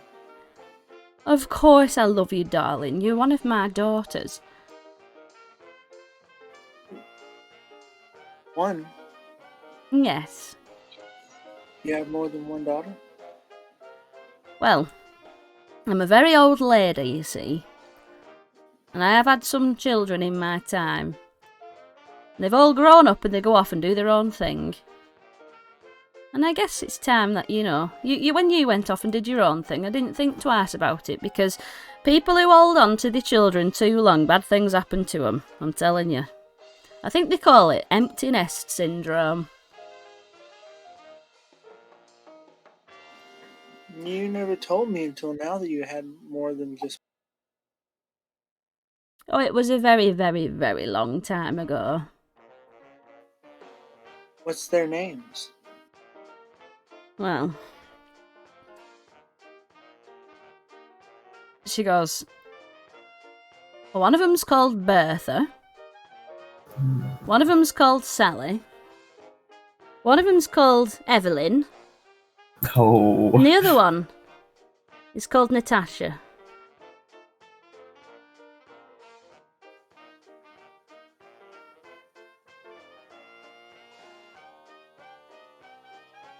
And obviously you. Yeah. It's funny. We're going to Yawn to confront Endelin. That sounds a lot like your daughter, Nana. Mm. Evelyn, Endelin. That's kind of funny. It's a very small coincidence, I suppose. Indeed. I don't know. I just... You would never lie to me, right, Nana? I can't say that I would never lie to you, darling, because sometimes in life it's necessary. And you're a very, very young lady. Much younger than you look, to be honest. You never had a proper childhood. And it wouldn't be fair to take that away from you. I just want to see Zybilna again. Oh, I've got no doubt that you will do in time. Alright, Nana. Hope you have a good day. Well, I guess I love you. I love you as well, my darling. she's gonna give you a really, like, strange cuddle. Kind of like when Voldemort hugs Draco. Oh. And, Aerith feels a little bit better. mhm. Yeah, and she's not using any magic to sort of cheer you up at all. Like, you still remain Winter in this moment because you are still struggling with those feelings. Oh, yeah. Yeah, she's not gonna manipulate you into joy or anything like that. She's just gonna give you that hug. Right, well, I can't say you're going to have the best of days, because you're about to venture now into a very dangerous place. So, I hope you've got everything ready. Archie. Hello. Well, why don't you come over here? I don't want to shout over the bar. Can I see that jar of eyes that you have? I don't have it. I gave it to Octavia. Octavia, can I see that jar of eyes? Sure. This is a gift, so I'm just gonna show it to you like this. She just holds it up out of her coat. Can I give you... Ooh, do you like candy floss? I love candy floss! Oh yeah. She Here, just holds I out have- the jar straight away. I give her my entire pound of candy floss. She, like, starts scooping it up into her hands and she's like, whoa! And she smells it and it's like, this smells like lavender! And she just starts eating it. Aerith then proceeds to take the entire jar, throw it on the ground, and stomp on all the eyes. Alexander's like, yes, finally a game I can play, and he starts jumping on all of the chasing him around. He like crouches down under this table. He's like batting the eyeballs as they roll like marbles all over the floor. He's like batting them with his little cat hand, and then he jumps over the table and stamps on them when they emerge from beneath the table. Yes, yes.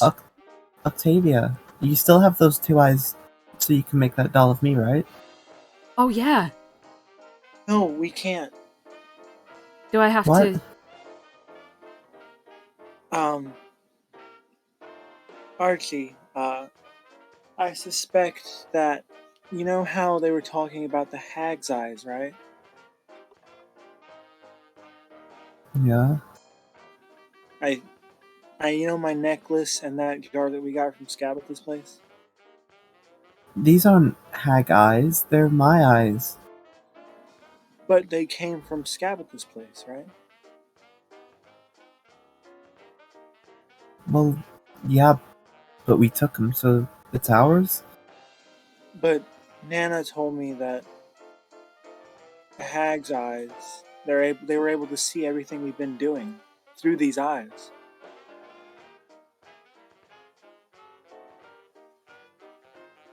Oh. Well, I guess. I don't think it's safe, you know? Right. I'm sorry, I'll find you a replacement. I promise. It's fine. I just, you know. I don't think they're hag eyes. I think, if anything, they're probably dryad eyes, because, you know, that's what dryad eyes look like. Aerith kind of just sighs and turns away. And she's kind of like, it's not worth arguing. She's too depressed. If you want to keep him, you can. It's fine. Kind of heads on upstairs and gets all of her gear. Mm-hmm. All right. The inn comes to like a screeching halt, as it's been travelling all the way up here, and now it stops. And Sue sort of looks around at you all, and she's like, "Right, you're downstairs, aren't you, Holland, with Oogler?" Yeah, I was, yeah. Yeah. Oogler started to get a little bit restless or whatever, and really quickly you see Arena, as though instructed by Sue, to come downstairs with a huge leg of like beef, like from the cow that gave the dragon milk, and sort of like very tentatively like sneaks up to him and like throws it and runs away, and he just absolutely devours this massive like joint of beef. He does a big burp. Holland doesn't break from his like speech basically about he's just telling Oogle about everything that's happened in great detail. Oogler through like hooded eyelids, he's very nonchalantly listening but eating at the same time. And Sue's gone. Right, where are you? It's time for you to go. Holland! Or do you want me to float your owlbear upstairs? That'll be nice. I don't want him to get indigestion. She just like makes a claw with her hand and like lifts it up, and he just like scoops up and just like tilts sideways like whoa. And he like bumps against the ceiling a little bit like as he like travels along.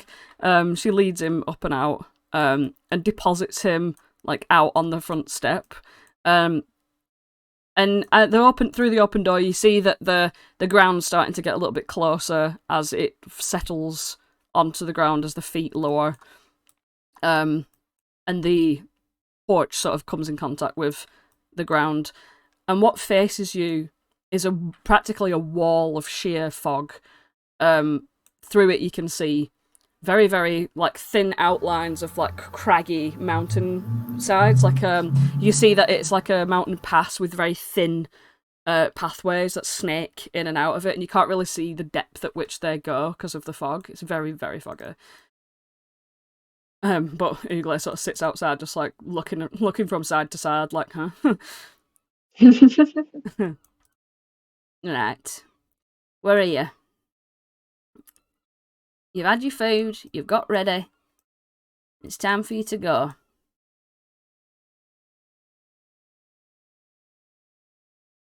Aerith comes back down, fully geared up.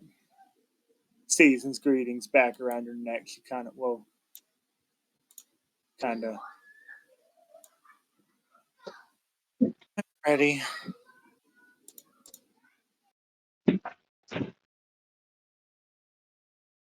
All right. Let's get going, Well, if man. we're ready, there's no time to waste. See you No later, time like the Sue. present. See you later. Thank you again everyone. for your hospitality. Goodbye, goodbye. She's like sort of hurrying you out of the door. And as you all Look leave, me up on LinkedIn. as you all leave, she sort of slams the door, and through it you hear, "Thank God they've fucked off." She carries on with her. Poor Sammy, just third wheeling. Sammy and Lizzie are still having the breakfast. Yeah, Sammy and Lizzie were still there having their little date. And yeah, you are on the pathway of a very grey, dark, foggy mountain. Let me just get you there. Let me see here. Oh, this is spooky as hell. Yeah. As soon as you get kicked out, the sort of warm, joyful, jazzy 1920s vibes pick up and walk away from you, like shambling off into the swamps of hither, leaving you at... I'll just show you on the actual map where you are. Because on the actual map, you guys are... around about sort of here. Sorry, you've not got through the fogs yet. You're around... No, sorry. No, you're around about... No, yeah, you're around about here. On the map. So you've not passed through the fogs. You're not actually in Yon yet. So that's where you are. And... yes, here we go. Give me a second here.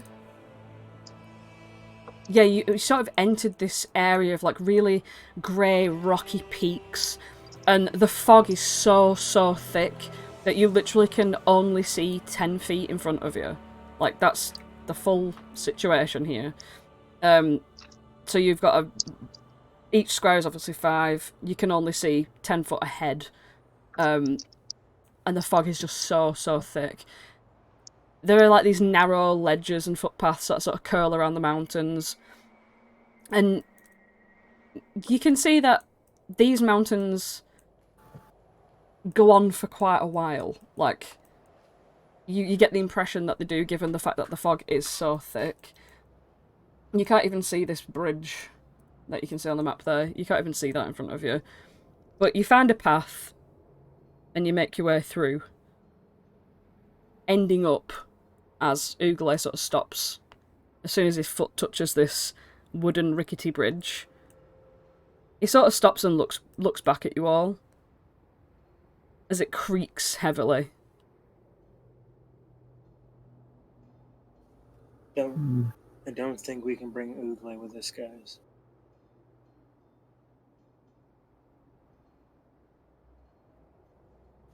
I don't think we can just leave Ugle here. Holland, you can talk to Ugle, right? Yeah? Can you ask Ugle if he knows the way back to my orphanage? Can't get there without a guide. Oh. We're not sending him back anyway. We could just, I don't know, we could just put the cart in the bag and, What's your mic, Jason?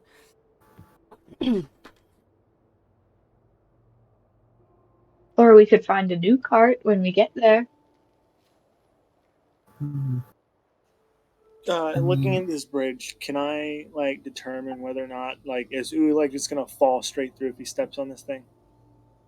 You get down off the carriage and you walk over to it. And again, you really do have a vision of 10 feet and no further. Like, the fog is insane. Like, Yeah. So when you look at it, you don't know how long it is. You don't know for how long you will be traveling on it, because it seems to just extend out into like this creamy fog. It's very thick. So there's a wind flowing a little bit as well that gives the impression of the depth of the crevasse underneath this bridge. So because you can't see very far, give us an investigation check at disadvantage, because you don't know how long this bridge is. 13. Okay. How are you investigating? Are you touching? Are you walking on it? Do I get the +4 from Holland? No, it's just the saving throws. I gotcha. My bad. Mm-hmm. I'm just like, I'm looking at like the sturdiness of the bridge. Mm-hmm. I'll like take a couple of things, like a heavy looking rock around, and like set it on there. I'm not gonna throw it on there, but I'm like set it on there and just test the weight of the bridge itself. Mm-hmm. You can feel that it's incredibly... Oh, there's some thunder going on there as well. You can feel that it's incredibly creaky. That some of the wood is splintered already. When you put the rock on there, it seems to take its weight. If you were to stand on it, it seems to take your weight. You don't trust it to take everyone's. At once, right? Like if we did it one at a time. Okay, never mind. I can't ask those kinds of questions. I don't think the bridge will I don't even think the bridge will hold Ugle. Much less all of us at once. I think it's going to be one of those things where we got to go one at a time. Well, Okay, I don't know so if it'll take any put of us. the cart in Flopsy's bag.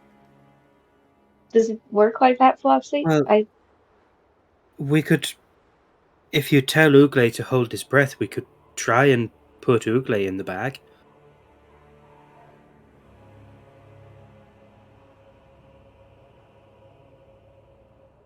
Well, I can just float him across. It might be a bit less dangerous for him. You That's a can do good that. idea if you could do it, yes. I'll try and cross the bridge first.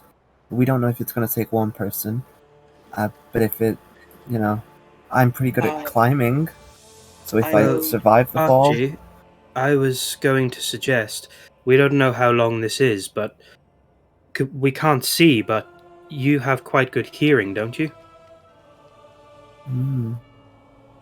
Yeah. I've got pretty good senses. Suppose I were to go first. I'm going to toot on my pan flute. And if you listen out for this, you can hear how distant the notes get, and you can see, 1, that I don't fall, and 2, how far we need to cross. And if I do fall, I'll be sure to toot my way down so you can tell how far I drop. Why don't you hand me your flute, and I'll do that. Are you sure? I'm pretty good at climbing. I'm pretty good at traveling a lot of terrains, really. I think if I fell down there and I survived, then Well, before you go, just common sense questions. Does anyone have any spells or anything that could break somebody's fall?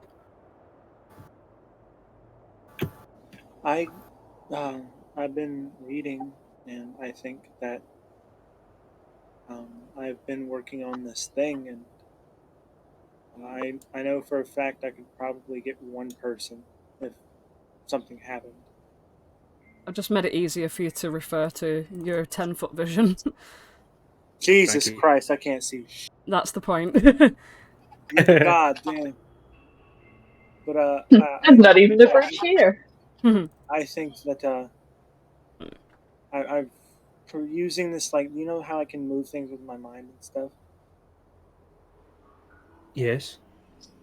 Well, I think I've learned how to apply that to my body. I can kind of fly for a short period of time. Well, not to volunteer you, this sounds like you would be good for going first. If the bridge doesn't hold, you could fly and be safe. Are you sure it's something you can do, or is it just a feeling you have? I haven't done it in practice, but I'm sure I could do it. Simple once you think about it. For me, at least. Can you flash that up Archie, for what do me, you Jason? think? Absolutely. Brilliant. Nice. Cool. Got you. Nice. Yeah, Archie.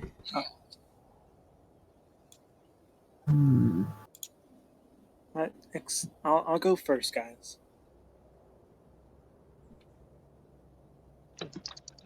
Can I see that pan flute? Oh, yes, here. The sharpest note is if you hold your finger here and blow. Aerith blows and it's completely off tune.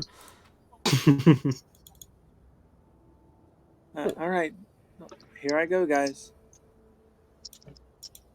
Alright. Aerith will start slowly making her way across.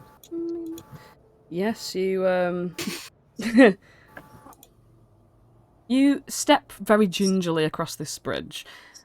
When you get to about here, it feels that this is the weakest part of it. But your weight seems to handle it fine. It groans heavily, but then you manage to get across.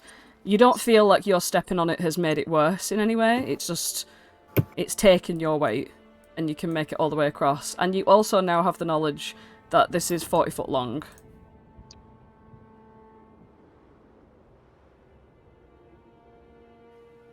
Flopsy's going to message Aerith. Did you make it? I made it. It's 40 feet. Ooglay's not going to make it. It's too weak. Are the rest of us going to make it? Do we need to go one by one? If we all go at once, the bridge will break. One at a time. Flopsy relays that to everyone.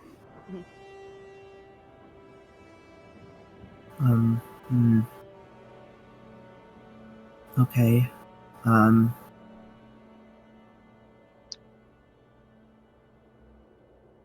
have no qualms about going second. Holland, are you sure you're going to be able to move Ooglay for 40 feet? Yeah. She says confidently.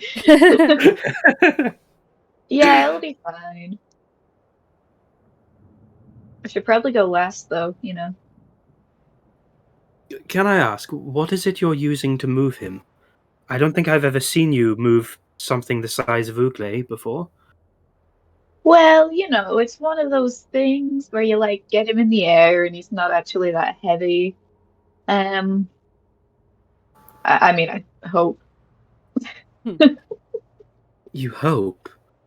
Well, I'm strong. Holland, are you planning on just lifting Ooglay up?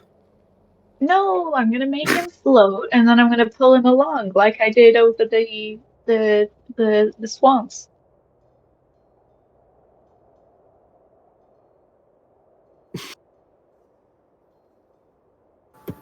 In and out of character, I have no idea how you're doing this. But Flopsy's going to give you a pat on the back. Be like, if you believe in yourself, then I believe in you too. And I'm going to give you a damn cupcake because this feels dangerous. Oh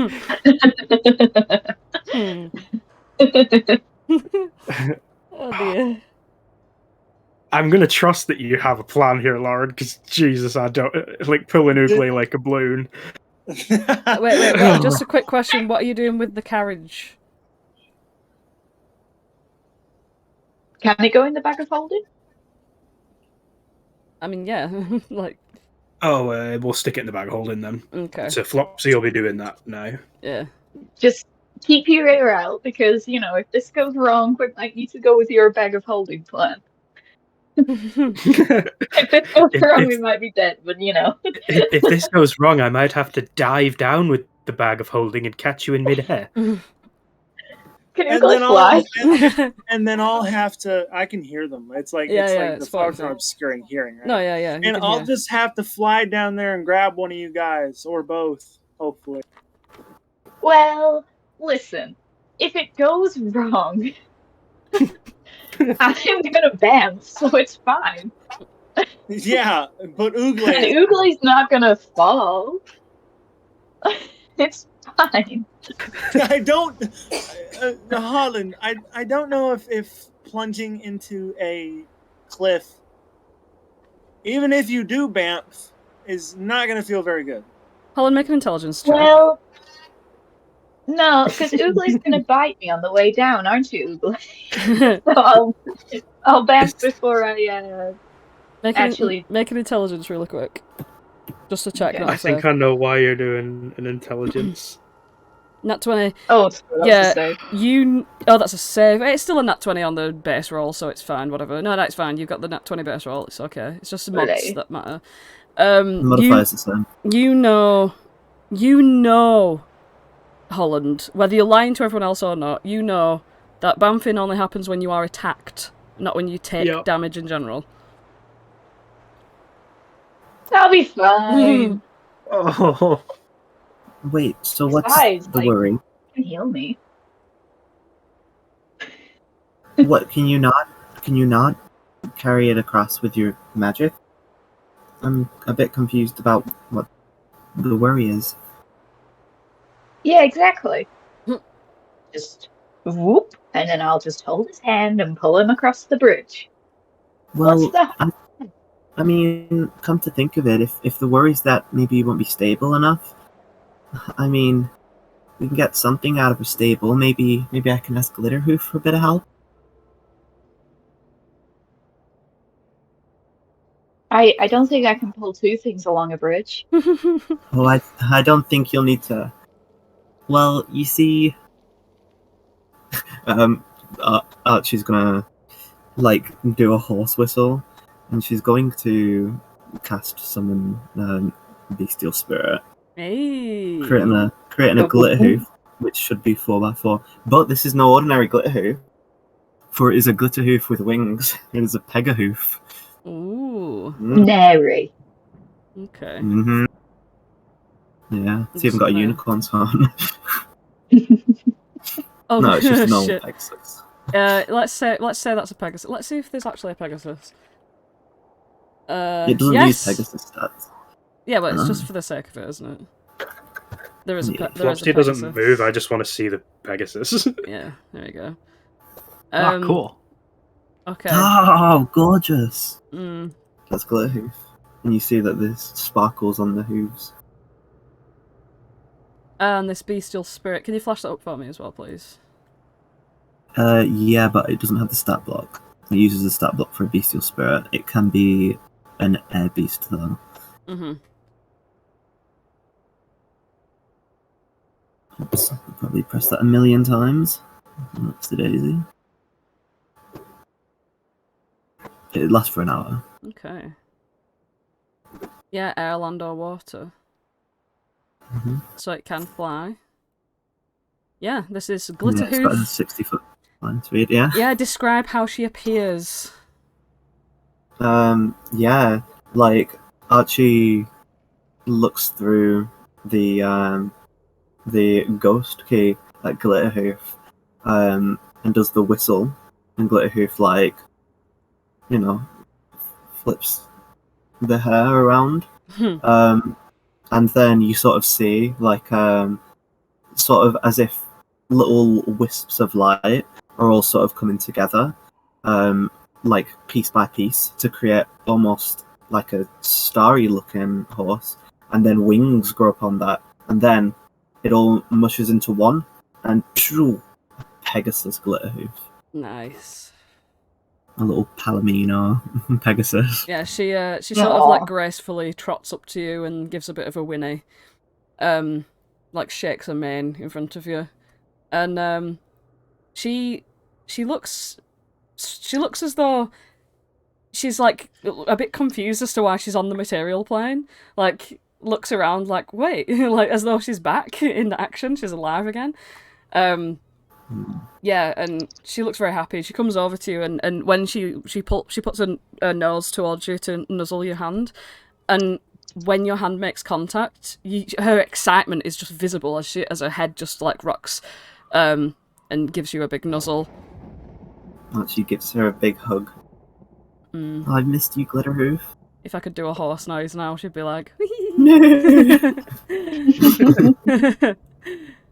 but yeah, she flaps these huge wings, and you can see that you could one rider could fit on her, but also with your idea of like pulling Ugle along, then. Well, I think that's just a flavour of the levitation spell, isn't it? You can aid in the direction thing, yeah.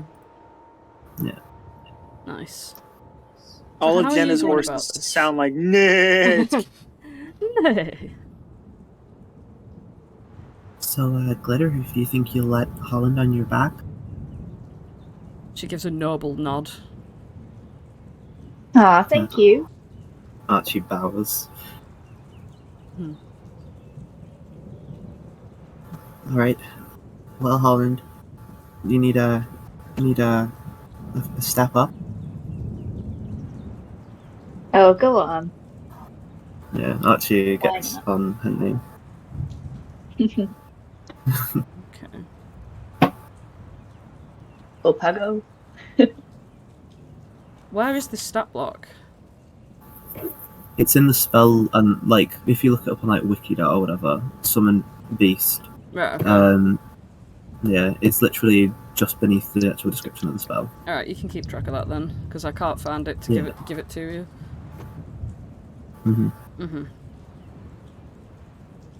Okay. So what are you doing? Holland's climbed aboard Glitterhoof. Okay, Glitterhoof. You go on ahead. I'm gonna like reach out my hand and sort of like pick up Ugle's like paw. Like obviously not like lift it. I'm like Ugle, just cooperate. Like take his paw and like fucking Peter Pan style, like just begin to like lift him in the air as Glitterhoof also starts moving. Alright. Yeah. And he's just gonna go levitate, is it? It is. Flash it up and give me a wild magic. I sure will. Boom. Okay. And a boom. Oh, okay, I see. Yeah, he rises up to 20 feet, however much you want to make him go up. And yeah, you can push him with Glitterhoof as you ride Glitterhoof across and travel Ugle all And the as you way sort of fly through the sky. over the bridge. Yeah, go on. Well, as you fly through the sky, you see little bubbles sort of like floating about. But they're the colours yellow, orange, and red. The colours of Leo. Nice. Happy tears. And Aerith is just kind of sitting there befuddled as a floating owlbear and a fucking Pegasus just come up next. Oh, hey, Holland. Hey. Did you find a Pegasus in the 3 minutes that we didn't talk to each other? Oh, this is Archie's horse with wings. How did? I'm not going to question it. Awesome. Well, there's that problem solved. All right, everybody, one at a time. Come on over.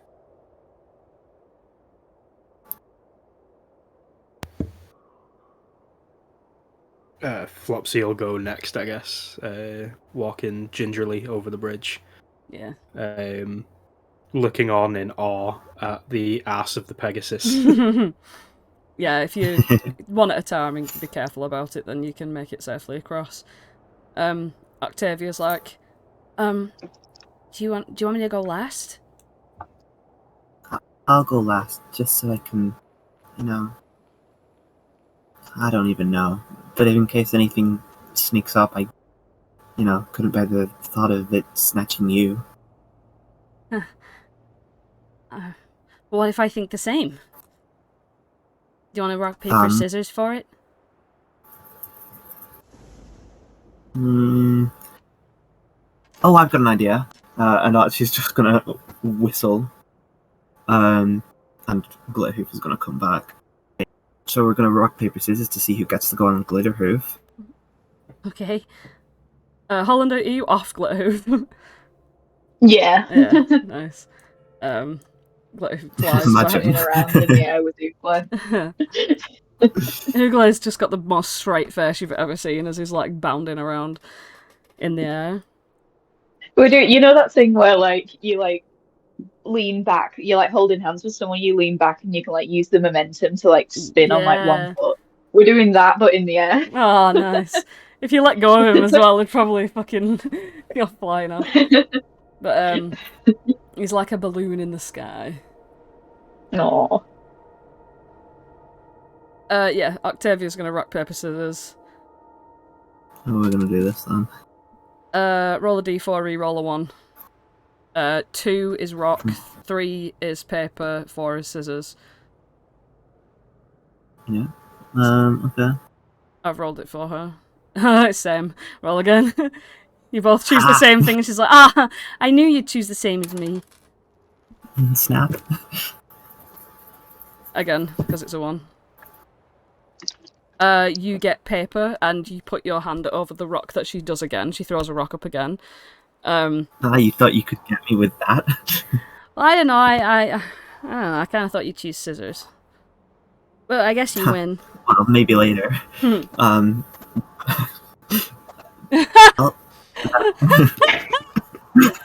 Jesus fucking Christ!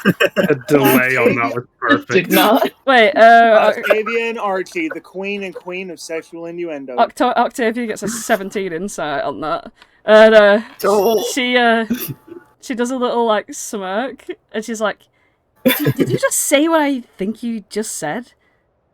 Shush! I think they can still hear us on the other side of the bridge. Okay. She doesn't look like she's supposed. Well, go on. I guess you won. Archie's made herself blush. As she gets on the back of Glitterhoof. Well, I guess you're just gonna have to watch me gracefully ride along. I guess I'll just walk underneath you whilst you fly. Oh yeah, and I'll keep you in my sights at all times. Sure. You can't escape me. Fly across. And you make it to the other side. Octavia is blushing hard as she and Archie comes into view. Archie obviously flying on Glitterhoof. Archie's blushing too. But a goth kind of blush. Aw. And you make it to the other side. And you can see, with your sight there, you can see there are walls here and here. And this bit here seems to be... Can you see my... Oh, it's see the hidden. ruler, yeah. You can I see... can see you. Oh, okay, yeah. Yeah. There's a walls here, and then this bit seems to be the pathway area. Sort of northeast. Well, I guess we made it. Yeah. And everyone didn't hear anything, right? What's everyone's passive perceptions? 14. Oh, I wonder. 16. I got a 9. I don't know. Holland, you don't know what they were talking about, but you heard something. You actually don't know what they were talking about, though. Yeah. Yeah. But yeah. I'm gonna scout ahead, okay? And she's so embarrassed and goes a little bit into the fog. Glitterhoof, you look after her. Who's going to follow Octavia? Who? And as you sort of move through this very foggy, pathway, you feel this really strange sense of being watched by things that can see you that you can't see. There's a strong feeling of that permeating the air itself, like as though it's contagious, this feeling.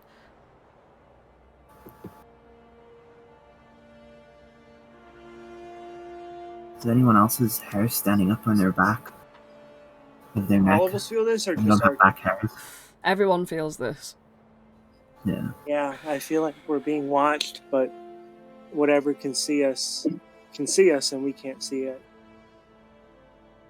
I hate it when that happens. That's like the exact opposite of what I want to do at all times. I want to be able to see things that can't see me.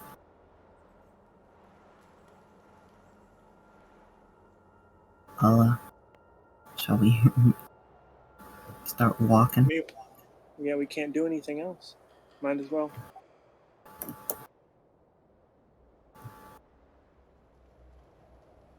You can all see, right, with your 10-foot vision. Not much, but you can still. Yeah, we We can we see a can't little bit. see, Mm-hmm. but we can. You can see 10 feet.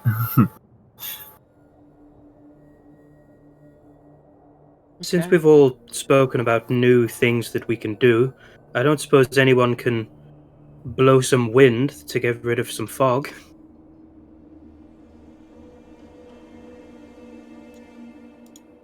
Flopsy, that seems like something you should be. It seems like something I should be able to do, but I sadly can only make clouds rather than disperse them. Well, I can Wait, okay. also make clouds, but I can also, on a lesser scale, move them away.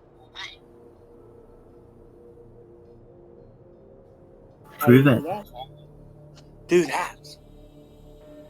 Okay, maybe I will. Yeah, All maybe right. you Use will. ghosts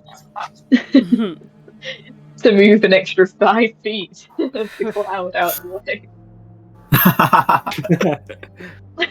Alright, let's flash up Gust. Where is it now?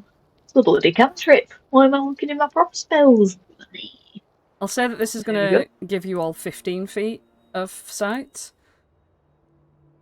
There we go. And when you get that 15 feet of sight, how do you blow this fog away? It's from the mace.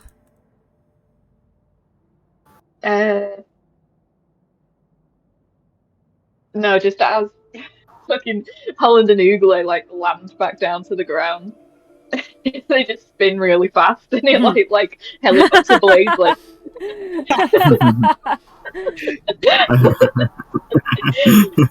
Nice. And as you do, you see the sort of walls surrounding you, and you see these strange looking shadows on the wall. And it looks as though these shadows are cast by you guys. But just like your dream, Archie, they don't quite match. It's just like my dream. Weird, like, shadows. Oh no, they're gonna start making fun of us now. And they're gonna, like, say stuff that we don't even know what they're saying. And then it's gonna be super scary. not necessarily. I mean, this is just like the Hall of Illusions. That wasn't scary. Well, that that was so scary if you weren't getting chased down by things. No, You see, I don't. this one here gets really thin into the crags of the rocks and seems to disappear. No, that's weird. Well, it's gone now. Surely that could be a good sign? Who's to say? I mean, I don't know. I mean, is there even a sun here? Like, where's that shadow coming from? That's true when you look up into the sky. There doesn't seem to be any light permeating this fog at all. It seems that the sunlight just is gone. It's like a realm of eternal twilight or something.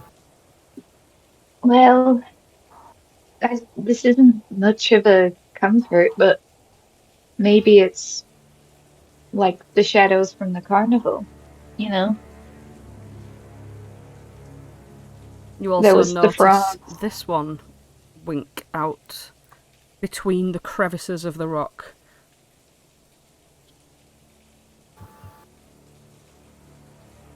I know this also might not come as much comfort, but it was shadows that took Clapperclaw, wasn't it? That's what Sue said. So I take this as a good sign. We're on the right way. That Well, also regardless. means that Endolin knows we're coming. Well, I suppose she did anyway. But she knows we're a lot closer. What was this about shadows at the carnival? I mean, it's been like 8 years since I've been there. I don't really remember that. Oh, we weren't allowed to talk about him, but like there were all these. Well, there was a frog and there was a girl, and then there were these shadows that would just like look at us, and we weren't allowed to talk about him because, unbeknownst to us, they were all hag minions. Yeah, I remember the girl. But Well, well, I don't think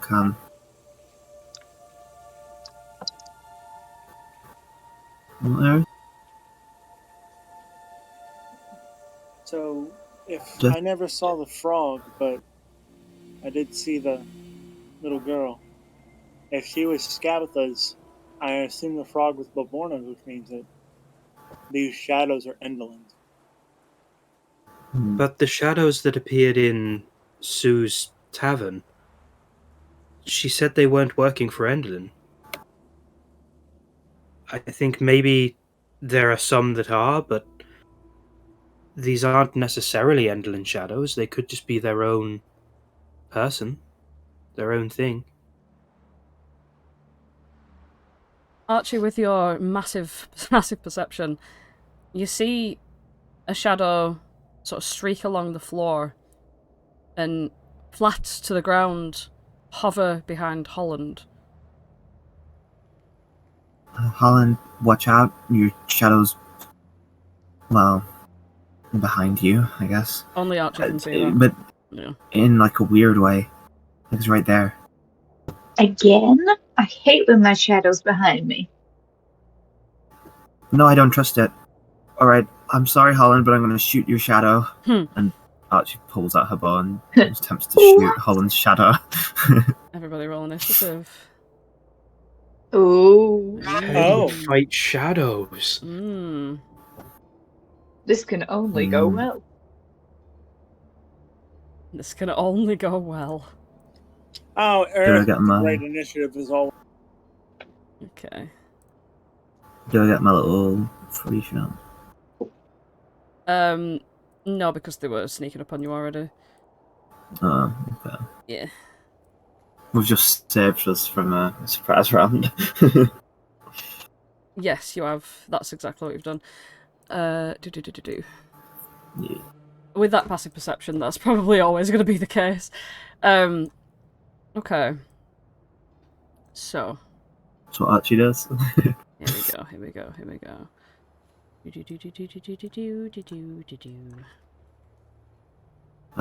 You need to put the rolls on hidden. Do what? That initiative roll came up. Oh, yeah, that's fine. Oh, yeah. Oh, yeah. I don't know why. Oh, it's because I'm using something that's not in the thing. Yeah, I get it. Yeah, so you just want to... Yeah. Yeah. Okay. So, Has everybody rolled initiative? Uh, Yeah. I believe so. Okay. Okay. So, you...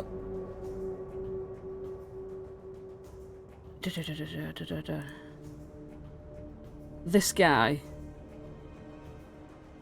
Oh god, everyone rolled terribly. Yeah, we weren't ready for it.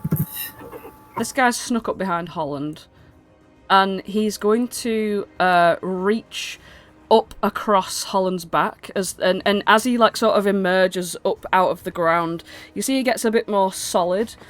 And this is literally just like a shroud of a person. It's like it's as though like, you know, when you wear a fucking sheet to be a ghost, but it's a black sheet. A very sort of ethereal looking thing. And it's going to use it's going to attempt to come up behind you and strangle you for a Nat One.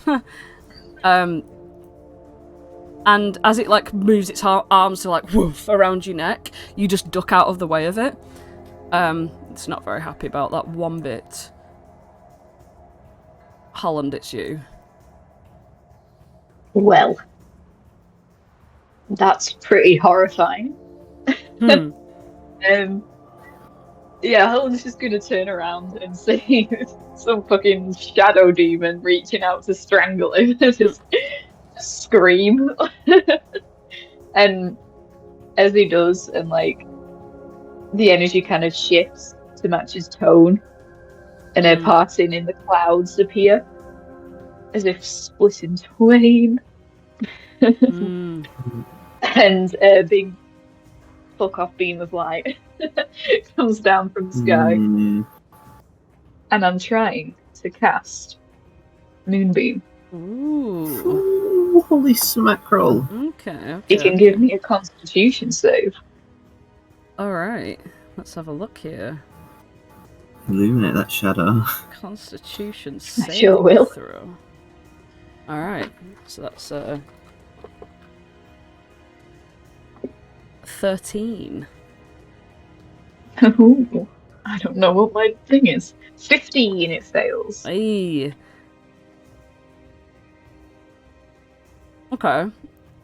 So, this is concentration. I'm also gonna put concentration tokens on people just so that I can remember who's concentrating. Play. Yeah, just because that's the thing that I I'm always forget concentrating. about. I'll just put this little fucking thing on you. Right, so what happens when you cast this moonbeam? So you want the circle. It's 10-foot circle. Oof, that's a line. It's a 10-foot circle, isn't it? Boosh. Yeah. Okay. What are you having it there? Yeah, go on. Okay. So a silvery beam of pale light shines down in a 5-foot radius. Yeah, it's almost 40-foot like high cylinder. when he screams in fear, it's almost like Lyra has cast shield on him, like for him. Nice. It just comes down to protect him. Okay. Alright, it's going to... When the creature enters the spell's area for the first time... Starts its turn there. Okay. So when it starts its turn there, that's when it'll take the damage, right? It doesn't take the damage immediately. No, because it's technically entering it when it's No, cast it's entering for the on. first time. Yes. Alright, 2d10 radiant damage, please.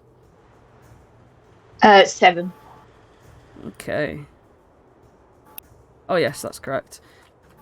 Yeah, you see it just like and sort of shrivel in this light, and it's not happy about that at all. Ooh. Okay. Is there anything else you want to do? No, thank you. Okay. I'm good for now. Alright. Flopsy. I'm gonna pass a cupcake to Archie and say, do what you do best. And I'm going to try and move. Now, counting my movement is going to be strange with this. 5, 10, 15... am I seeing any more shadows if I move around here? You don't see any there, no. Am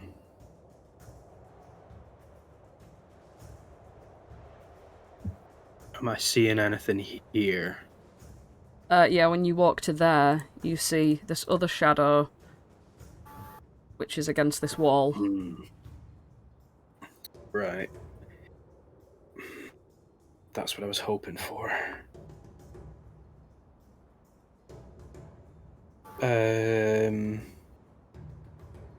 don't know if this is going to work. Flopsy is going to point at it and go, well, it's pointless pointing at you, isn't it? How to let you be found? I'm going to cast Hideous Laughter and see if I can try and make it laugh so that the sound will give it away. Flash that up for me. I have DC's 15. It needs to make a Wisdom saving throw. Okay. Alright. What's your... Oh, it's a 15 DC? Yeah, that's gonna succeed. It just... I've already done Bardic Inspiration. It stares back at you from, like, as this shadow on this rock wall, it just stares back at you with this evil glare, with a completely straight face. Oh, fiddlesticks. Archie's turn. I've done bonus action, movement, and action. Alright, Archie. Here we go. Okay. Archie be like, okay, bonus action 100 mark. She gets her mark on that guy. Yeah. She's like, and by the way, I'm gunning for you now. You're my favorite foe. And she's going, and let's make this one pretty sharp. Let's make it a trick shot. She gets like all of her combos. And she's going to boom. And she's going to, what's the thingy for it? The inspiration. Inspiration's a D8. Yeah, she's not going to do that. She's going to try and shoot again and see if she can get a better shot on it. Cool. Oof, nice. She's going to do that. How do you want to do this? Hey. And I didn't even add on my hunter's mark. Yeah, she just shoots an arrow. Of like, listen, she shoots an arrow, and that arrow magically charged with psychic glowing energy, and it just like bangs into his head. His head like starts to glow, and then when he realizes that he's glowing, he realizes that he can't really materialize. He kind of looks around at the moonbeam he stood in. He's like, yeah, I don't really see how this is possible. He just stops existing. Yeah, like the shadows just sort of like as though dropping ink into water, just like fades away. Yeah. Is that your action bonus actions? Yeah. It's now Glitterhoof's turn. Oh yes, I forgot to put Glitterhoof in. I'll put her in after yeah, you. Glitterhoof's just I can't move Glitterhoof, but can she see any enemies nearby? She can see one right here. Yeah. Oh, okay, so she's gonna fly over to that guy. She's gonna try and bonk him. Bonk. Okay, so she.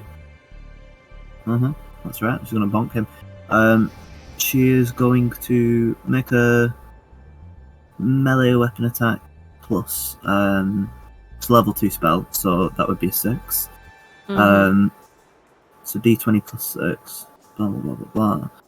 That's gonna miss. That is gonna miss, yeah. Yeah. And then she's going to fly upwards the remainder of her movement. So if it's like 20 feet away from her originally, she's still got 40 feet left, so she flies 40 feet up. Alright. She flies 40 feet up. Okay. She doesn't provoke attack of opportunity because she has flyby. Right. Okay. Yeah. I'm just gonna pop that on so you can see that she's 40 feet up. Alright. This shadow But I that's can't right actually see next to them. Glitterhoof is seeing that she's going to try and headbutt him. He sort of merges out of the wall and creates his like becomes solid. And he's got these like long sleeves that like don't have really fists at the end of them, but he's going to try and punch her anyway. What's their AC? It's making a melee attack. Yes. She's 40 feet in the air. Oh shit! Fuck my life. It does. It emerges out and does it to Flopsy. It's a 12 to hit. So it's not gonna hit. Misses me. Yay! Okay. Hooray! Yeah. Excuse me. Fucking hell! I literally just put that on there. What an idiot. And at that moment, confused. yeah, no, I confused myself. And at that moment, Flopsy, you also see another shadow emerge from Bloody no. the side there. And he comes up to you. Whoa. And he's going to attempt to slap you with his long sleeves. That's an 18. By Gumbayek. That's gonna hit. Ooh! That's 9 necrotic damage, and will you roll a d4, please? I Oh my can God. see Flops. I can see Flopsy, so I'm going to use my reaction to reduce that. Alright. Let's see how much that damage is reduced by. Was that a D4, sorry? It's reduced by 5, so 5, 6, 7, 8, 9, so that you're taking 4 necrotic damage and make a d4 roll, please. That D4 is a 2. Your overall strength score is reduced by 2. As you feel Whoa. your muscles start to wither away inside your arms. Oh no. Keep a track of your maximum. I will. Yeah. Oh, that affects things. Yeah. Huh? Uh-huh. And in the distance, you hear this sort of weird rattling sound, like bones, like tipping down the side of a rocky mountainside. These bones, like connected to each other, like sort of this hollow sound. And ooh, crikey. From the fog, you do see, oh my goodness, emerging, only slightly, here, you notice. Oh no. Yeah. Oh no. Oh well, I know where I'm What going. appears to be a giant snake, just of bones. No skin, no nothing. It's got these like long, like protruding, what looks to be like when a bird's wings have no feathers on and they've got those like very thin, like bones that sort of go down each side of its body like sheer, sort of like a rib cage that expands outwards like feathers. Obviously, featherless feathers. I don't know what the word for that is, but yeah. And it's this giant skull of a snake with this huge toothy maw, following it, this long tail full of like different spines and things like that. And it gets to about here. It sort of rears up on its back tail and like hovers its head above you, and the thunder just strikes in the background. Oh, what a fucking cracking timing that were. And it flicks its tail behind it, and a huge thunderbolt strikes a tree here. For a moment, the whole entire scene is lit up for just a hot second. And as it is, you notice this tree sort of... I'm just going to flash up the area for you just for a hot second. Oh no. You notice there's a tree there that started to come to life in that split second of light that you notice. Just going to show that there. This is a lot more problematic. Yeah. Yeah, it's not just shadows. This is bad. And that's its action to cast a lightning bolt here. It literally flicks its tail to do that. Ooh, holy smack. And from there emerges one more shadow from this wall, and it comes creeping up to Archie,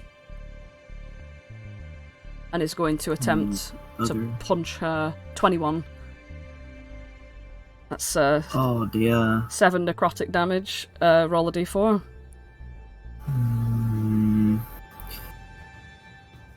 Oh, I'll roll a d4. Yeah, let's roll d4s. Okay. D4. Hopefully I get a 1. Mm-hmm. Oh, bloody Mora. Your overall strength score is reduced by 2. As you feel No! weaker. Yeah. Archie's abs begin to fade away. It's Octavia. Octavia's having none of it. She, like, steps backwards and to the side, like, next to Oogle to sort of, like, bumps into him a little bit, like she's terrified of this shadow. But as she does, she's, like, fumbling an arrow into a shitty little bow. And she's going to attack the shadow. Double nat ones! Octavia! Oh god, she's so frightened when she bumps up against, like, the arrow just falls out of the bow. And she's like, oh, I'm so sorry! And she looks terrified. Wait, how much damage did I take in that last attack? 7. I realised I hadn't actually. 7 necrotic. Oh wow. Yeah. You hear the slow rumbling of some strange creature behind this snake, but it hasn't quite made it to you just yet. You imagine it's a rather slow thing. It's about here. And you see it's leafy. Not leafy, it's like I know the picture of it is like green and leafy, but this is like, you know, black ashen tree roots and branches and like brambles and shit. Aerith, finally, it's you. Thanks for that, Jenna. After really all this time. After all this time. Alright. Aerith's gonna provoke an attack of opportunity. No. From the shadow there. Alright. Shadow is gonna try and punch you for a 16. Misses. Wee. As Aerith comes up right here and is going to attack the Bone Naga. Nice. With also notably a spear and shield. Well, hey! Well, if it's a spear, you can be 5 foot away from it, can't you? Because you've got the 10-foot reach. Oh! Yeah, I can get here instead. Nice. Bonus action, though, Aerith will make herself be able to fly. Mm. So that she can move 60 feet instead of 30. Mm-hmm. And I'm going to attack the... Alright. Does an 18 hit? That does hit. Alright, that's going to be 9. I'm going to Psionic Strike that.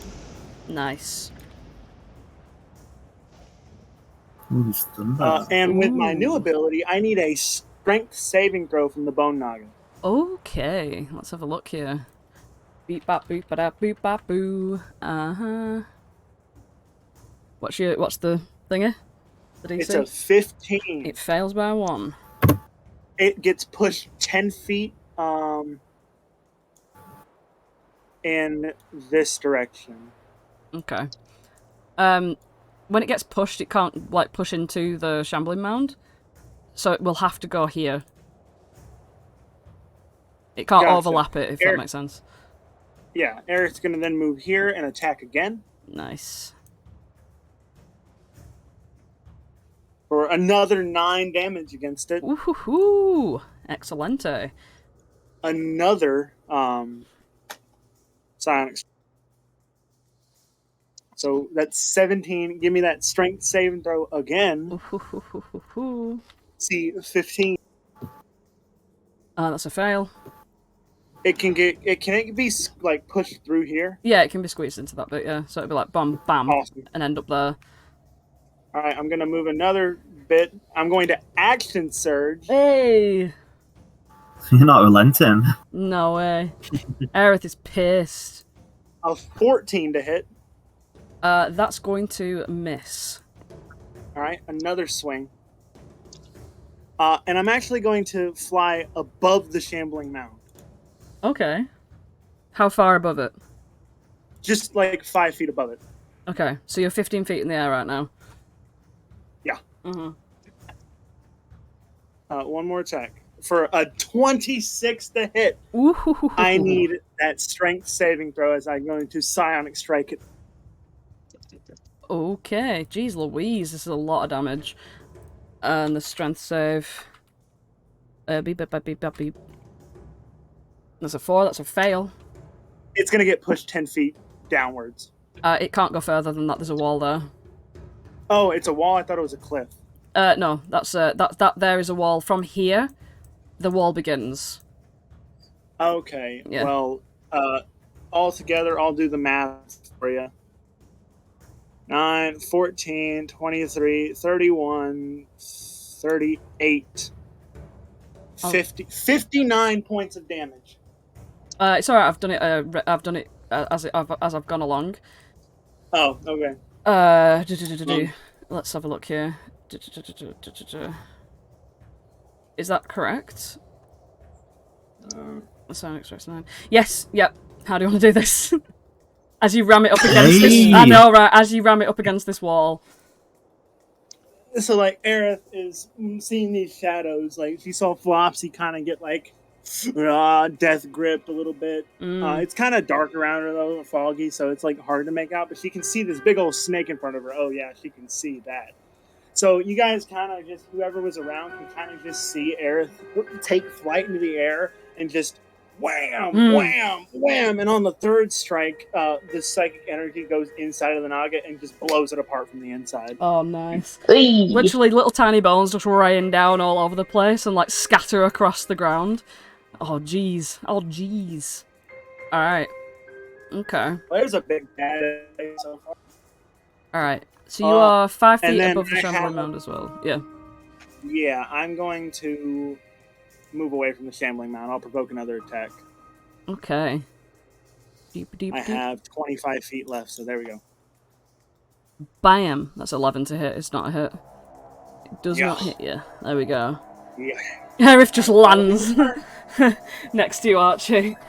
Hi guys, the bone snake thingy is dead now. There is a Yeah, bone I- snake thingy? Not anymore. Oh. Nice. I killed Oh, it. good job. I'd say at this point, Aerith, you actually feel so proud of yourself that you turned to joy. You turned to spring, Aerith. Yeah. Yes. Whoa, You Aerith's feel so weapon happy. changes into dual short swords. Mm. Nice. You've still got that 3. Well, we'll get you in. Pop you in. Put your turn, and we'll just put that in there. Do. 3. Get rid of that one. Yeah. She's out of there. There we go. Oh, I can't see shit. It's okay. I got you. Beep bop boo ba bop boo. Scoobity beep beep boo boo. And that's 15. There you go. And that Yeah, I represents. did a really good job, guys. Yeah. Yeah, Aerith is suddenly so full of beans right now.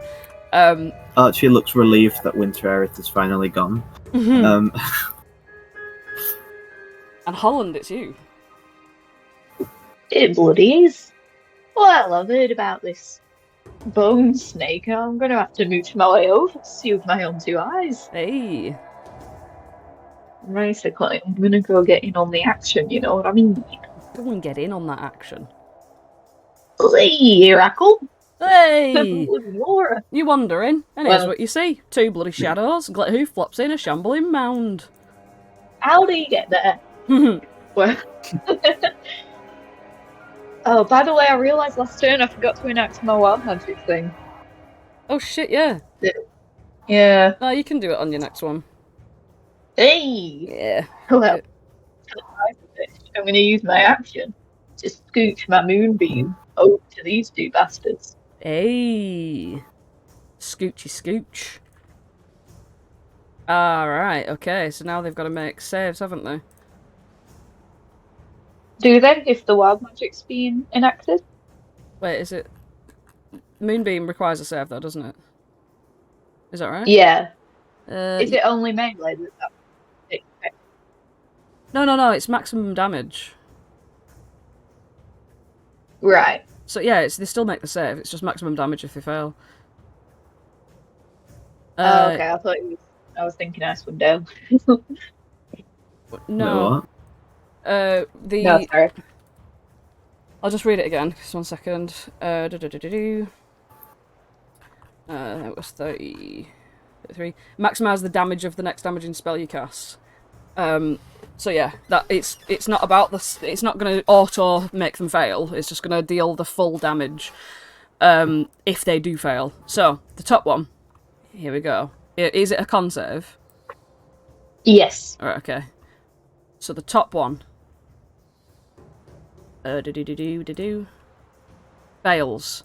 The bottom one.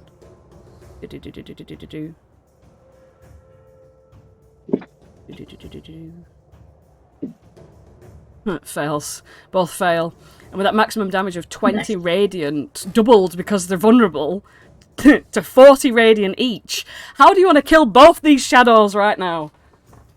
Oi! Hey. I come sauntering over and I go, what's this? They're sapping on Flopsy's life essence. Oh, not on my watch, Jose. Well, I'll tell you something. He reaches his hand out, and as though it was a tangible thing that he could hold, he grips upon the moonbeam Yeah. and brings it round as though it were a mace. Hey. And yet it is not, it is a moonbeam. And just snaps it down on these people. And they're gone. And they're gone. They just vaporise like that. That's why. You can if they had skeletons, you'd see them flashing inside of them as they like dissipate. But yeah, they're just breaths upon the wind now at this point. I turn to Flopsy and I go, hey. That's bad. A bonus action, hey. Alright. Flopsy, it's you. Bonus action. Hey, back. Thank you very much. I doff my cap to you.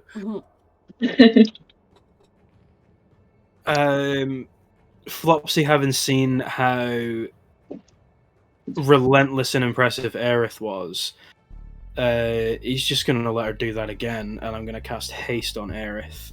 Whoa. Okay. Okay. That's concentration.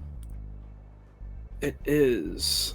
There's not much else unless I move and have a look around. So, Flopsy is going to tentatively Scooby-Doo tiptoe 5, 10, 15, 20, about here and see if there's any more shadows or creatures around this wall. Roll a perception check. This is the bit where it's not a wall anymore. You know that black line that I've drawn? This is the bit where it leads down to the cliff. Okay. Mm-hmm.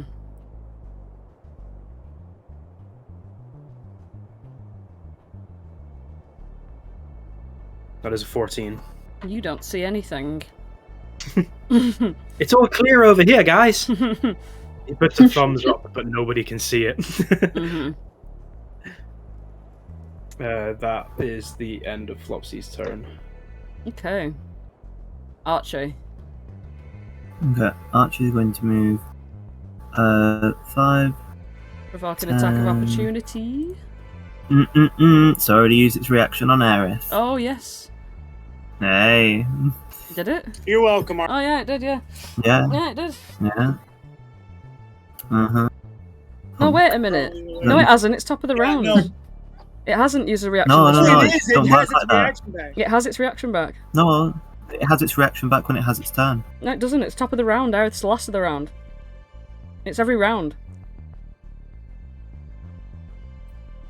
It's top of the round. That's the point of round count. Like, you know, like initiative count 0, initiative count whatever. It's not when it has its turn. It's top of the round. Wait, sure it is top of the technically have round. 2 reactions. Pardon? Okay, well, Let me whatever. just check, let me just I'll double just check. stand here and slash it. Oh, no, No, it you is the are. start No, of you're your correct. next turn. You're correct, Peach. You're correct. It's fine. You are correct. No. Yeah, so go on. No. Go ahead. So, I move 10 feet over here. I'm Uh-huh. gonna shoot that guy. I'm gonna shoot him because he thinks he can come against me. Uh-uh. Oh, no, you cannot. No way, no how. Boo. So that is an 11. I'm gonna add on my Bardic Inspiration. So that is a D8. Does a 13 hit? That does hit. So he's gonna take 18 plus 3 damage. And I'm gonna try and shoot at him again. Let me just see That's not something going to here. I'm just working something out. The dice to give it, and the dice take it. Oh, damn. Yeah. I do that sometimes. Zephyr is magical, yeah. It's +1. Is that right? Zephyr's a magic weapon? No, just a regular longbow. Oh, right, okay. For some reason I got confused. So then that's,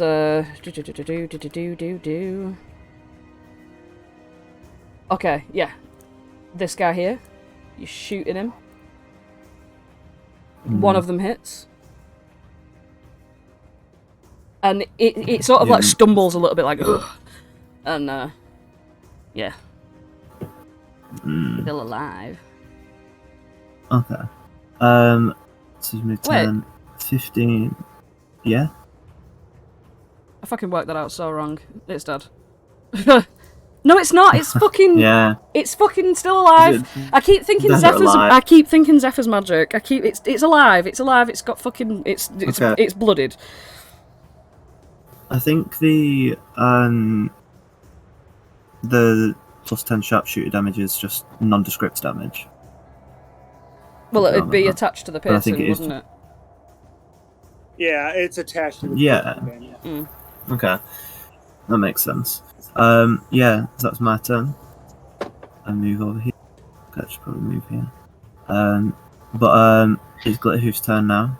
Glitterhoof is gonna fly right next to Octavia. Oh shit! Who? When you make it to there as well, you with your high perception see this thing hiding in next to this tree. Flopsy, there's a thing hiding next to that tree. Mm-hmm. And Glitterhoof is gonna move next to Octavia. So that's 60 feet movement. And Glitterhoof is going to Is it she moving there? hold an action. Where's she moving? Yeah, Because they reduce your strength. next, right there. Where you are. Yeah. Yeah. And Glitterhoof is going to hold an action to dash when Octavia gets on her. Okay. Alright, what are you saying to Yeah. Octavia? And then Archie says, Octavia, get on Glitterhoof. Okay. She's heard you. This guy's dead. That guy's dead. That guy's dead. This guy comes up to Aerith. And he's like, oh, hey. Smacks her for 13. That's not going to hit. Bangs him with the hilt of a short sword. Fuck you. Nah, can't touchy. Octavia jumps on top of fucking. Yeah, Glitterhoof flies like 15 feet into the air. 15 feet into the air. Okay. Yeah. Beep bop, bida bop, boo. So that Octavia would still be able to shoot things and whatnot. Oh, nice. So she's got on top of the horse. That's a movement to climb on because she's done a full movement. She's on top and she's gonna aim a bow. She's gonna aim it at this guy. Try her gosh darn hardest. Oh, she just hits. Oh, she kills it. No, she doesn't. Wait. So wait. Seven. It's rounded down. It's rounded down. She's got 7 halved. It's fucking got 1 health left. Right. She shoots it with all of her might. No, the fucking arrow shoots through, and Aerith, you see it's like, and it's so fucking clinging on. It's clinging on. And It won't be for long. no, this new one here is gonna give a good old slab on our little Flopsy boy. Do. Slam. Oh, did I roll that? Oh dear. Oh, it's a 9 to hit. It doesn't hit. Oh, it doesn't hit. No, it doesn't. Flopsy, being directed by Archie, is just going to shriek at it and then move out of the way. Now, this guy. Oh no. This bloody thing. Now. No, not that, Jenna. Anything but that. No. He comes forward. He's gonna grab Holland for a grapple. No, come on, please. Oh, that's right. The grapple here.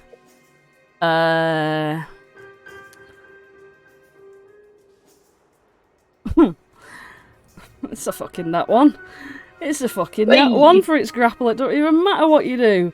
You can feel its long tendrils caressing your shoulders behind you as it's attempting to engulf you. And fails. What a fucking shambles. Hey! He tried his best. He You tried were his telling best. me. Okay. Oh, I gotta keep in mind that Aerith's hasted, so she has a +2 to her AC. Yeah. Yeah, you do. Yeah, Aerith, it's you. You also have an additional action and advantage on deck saves. Double I speed need as that. well. Go for it. Well, I'm just gonna take a swing at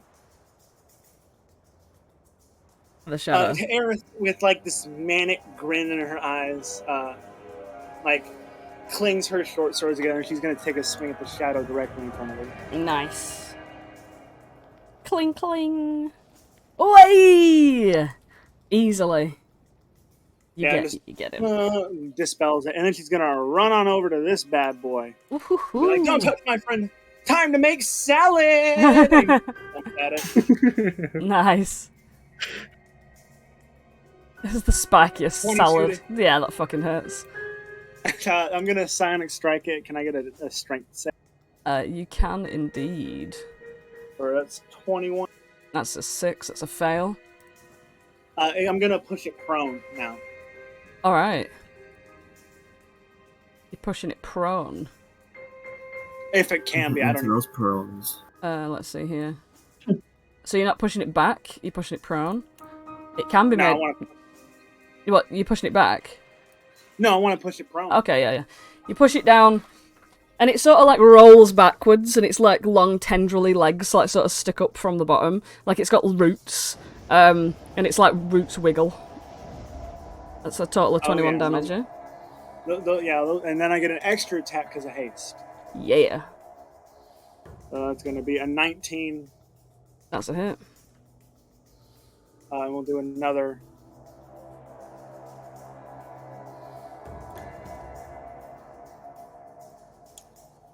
Do another 5 points of damage. Oh, I already did the 6 and 9. My bad.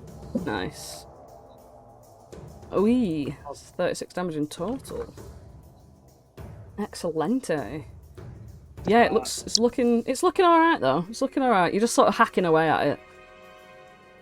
Yeah, I imagine if Aerith could, she would have a bowl collecting all of this. Alright. Holland. Oh, sorry, is that everything? Yeah, wait, do I... Let me just make sure. I haven't taken any damage. That'll do me. Alright. Holland Vexer.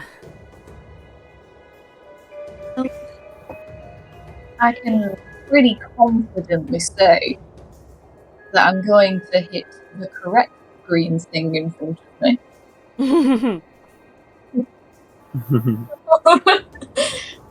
I'm going to take it as a side step. And I'm going to go way up. Oh, hey. In that exact intonation. Oh, yes. And as I go, wait, hey, I'm going to give it 2 smacks about the face with my mace. Face? What face? You're going to get 2 smacks about the roots. Well, Hey. you know, Holland sees personification in everything. Yeah. He's like, that's It's- right. I'm going to bash it in. Hey. Holland gets advantage because... Yeah. Let me whack these out. Say that One. again, Jason. Holland gets advantage because why? prone. Absolutely. That's an 11 hit. A cheeky divine on there too, if that's all good. The first one hits. Nice. Alright. Ooh, a divine smite. How divine. Yummy, yummy. Okay. Yeah, you sort of light it from the inside, like through its roots. It squirms her out like ha.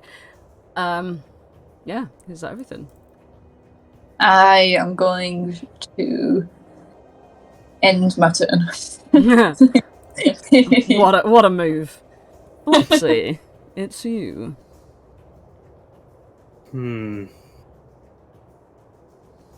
Flopsy is, despite having to just duck out of the way of the shadow lunging for him, he actually looks kind of pensive. He's thinking, deeply conflicted. He's still focusing on haste, so he's not going to cast any spells. But Archie is close enough for him to look to and say, You're right in the end. If you can't beat them, I'm gonna open my bag and out slides a purple and pink swirled pole from back at the carnival. This was one of the sides of the cupcake stand. It looks inviting. It looks cheerful, and it has a bulbous end to it. And he swings at the shadow. Whoa! Oh my god! Oh, and he For a fucking 19. hits! Oh, okay. Is this I love the name. a bonk stick? This is not a magic weapon, is it? It's just a normal It is not bonk magic. stick. It is just a piece of wood that he took from home. Okay. But it's magic in our hearts. Yes, your first hit ever is so weak. Like, it hits and it lands. Your accuracy is on point, but it just whooshes through this shadow, and you can But it's see. a strength-based weapon as well. Yes. And I just lost 2 points of strength. You do see that it, like, there's. You didn't realise how it would feel to do it, just like woof, and it's like it didn't feel like it had as much resistance as it could. In other words, very resistant to bludgeoning. It takes half that damage as you smack this shadow. Holland can't even see you doing this either, which is funny. That is one of the reasons why I did this now. You're right out of the way.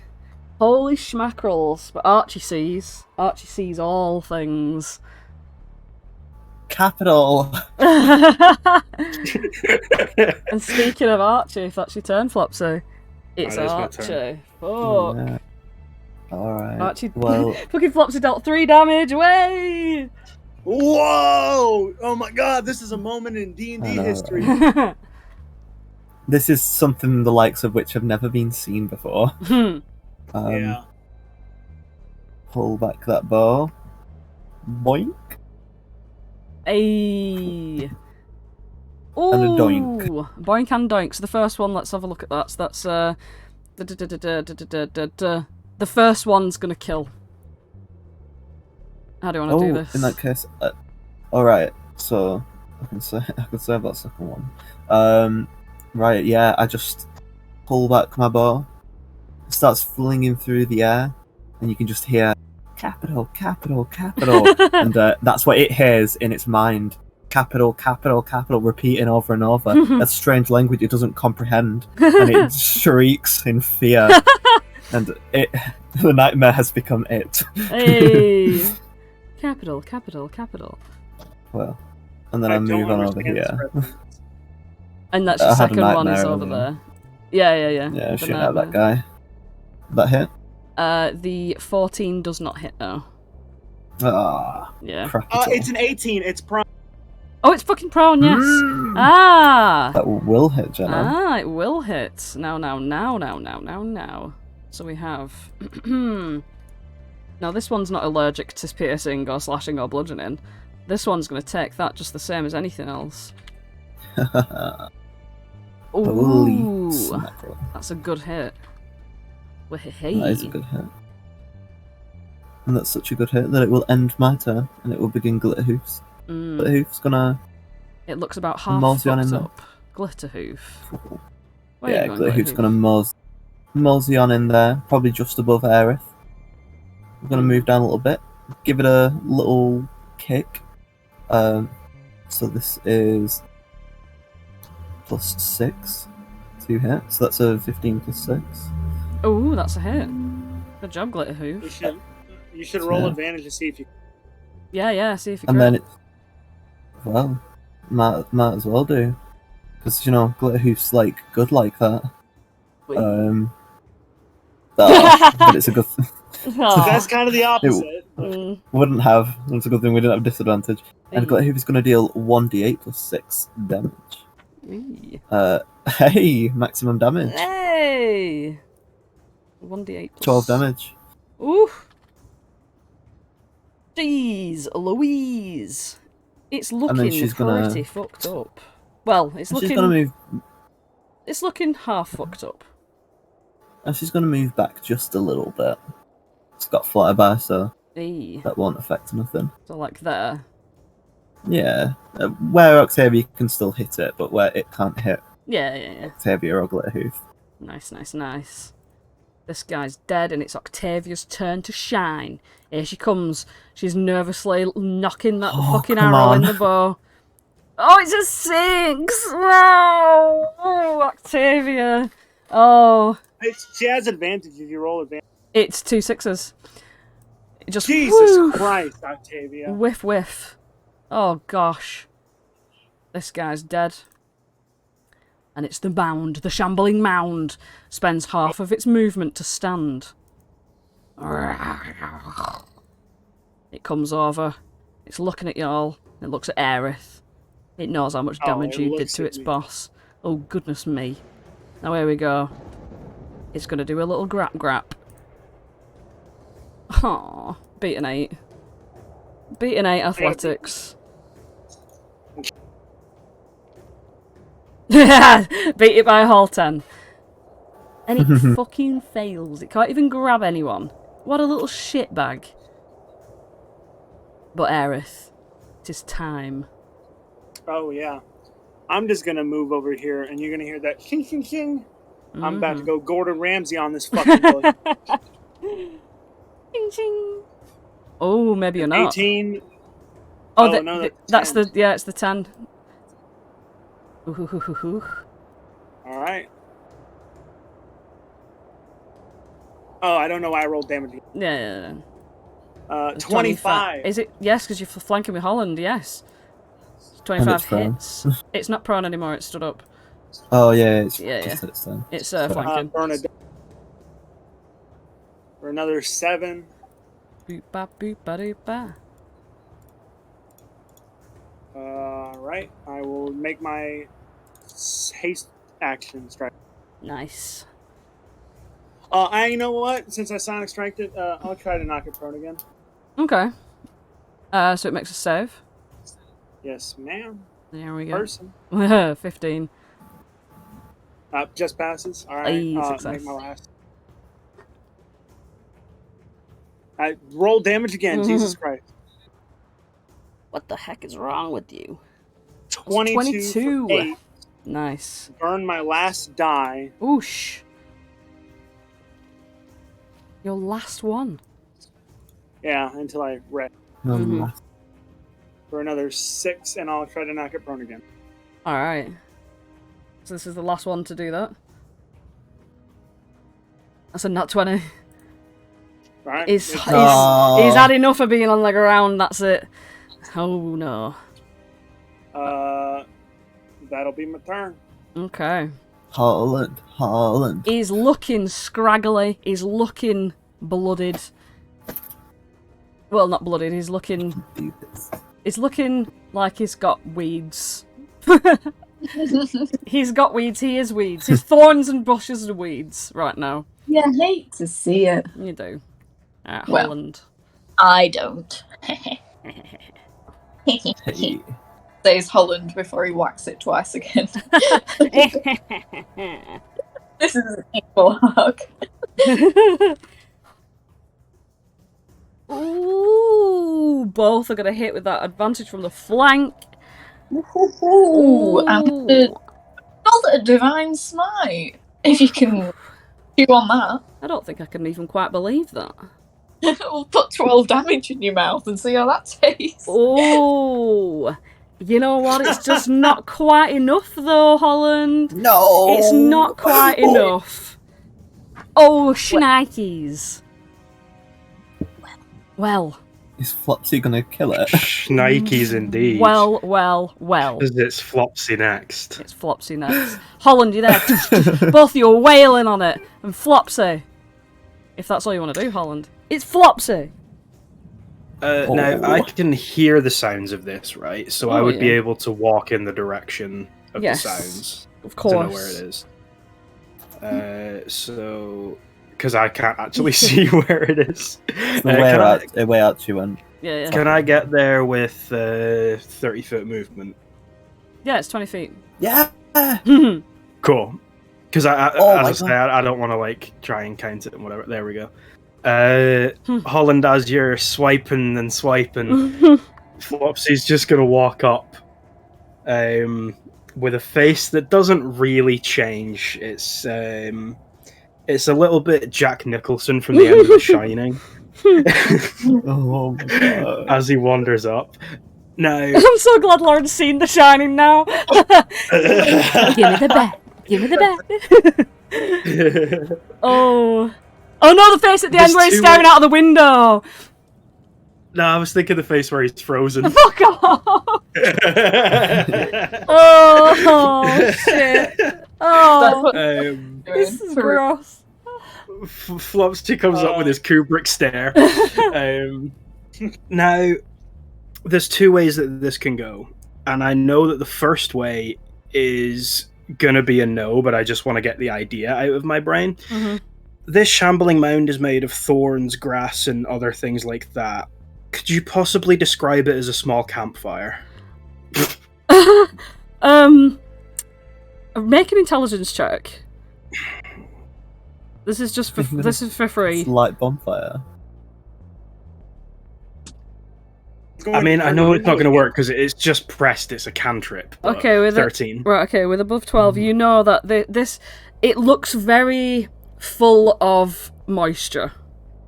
Okay, cool. To a point where it's resistant to fire damage. Okay, right. Yes, it's full of moisture. Okay, noticing that on his walk over, he's just gonna double-handed swing.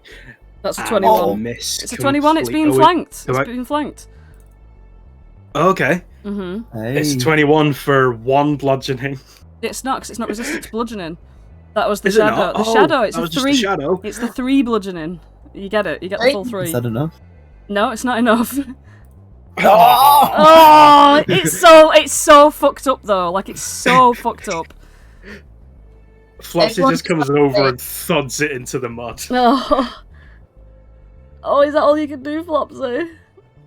I built Flopsy specifically not to have damage things. He comes over and he bugs. He's like, no. He's just like, stop. Oh my god, even Flopsy's getting in on the salad making. Hey.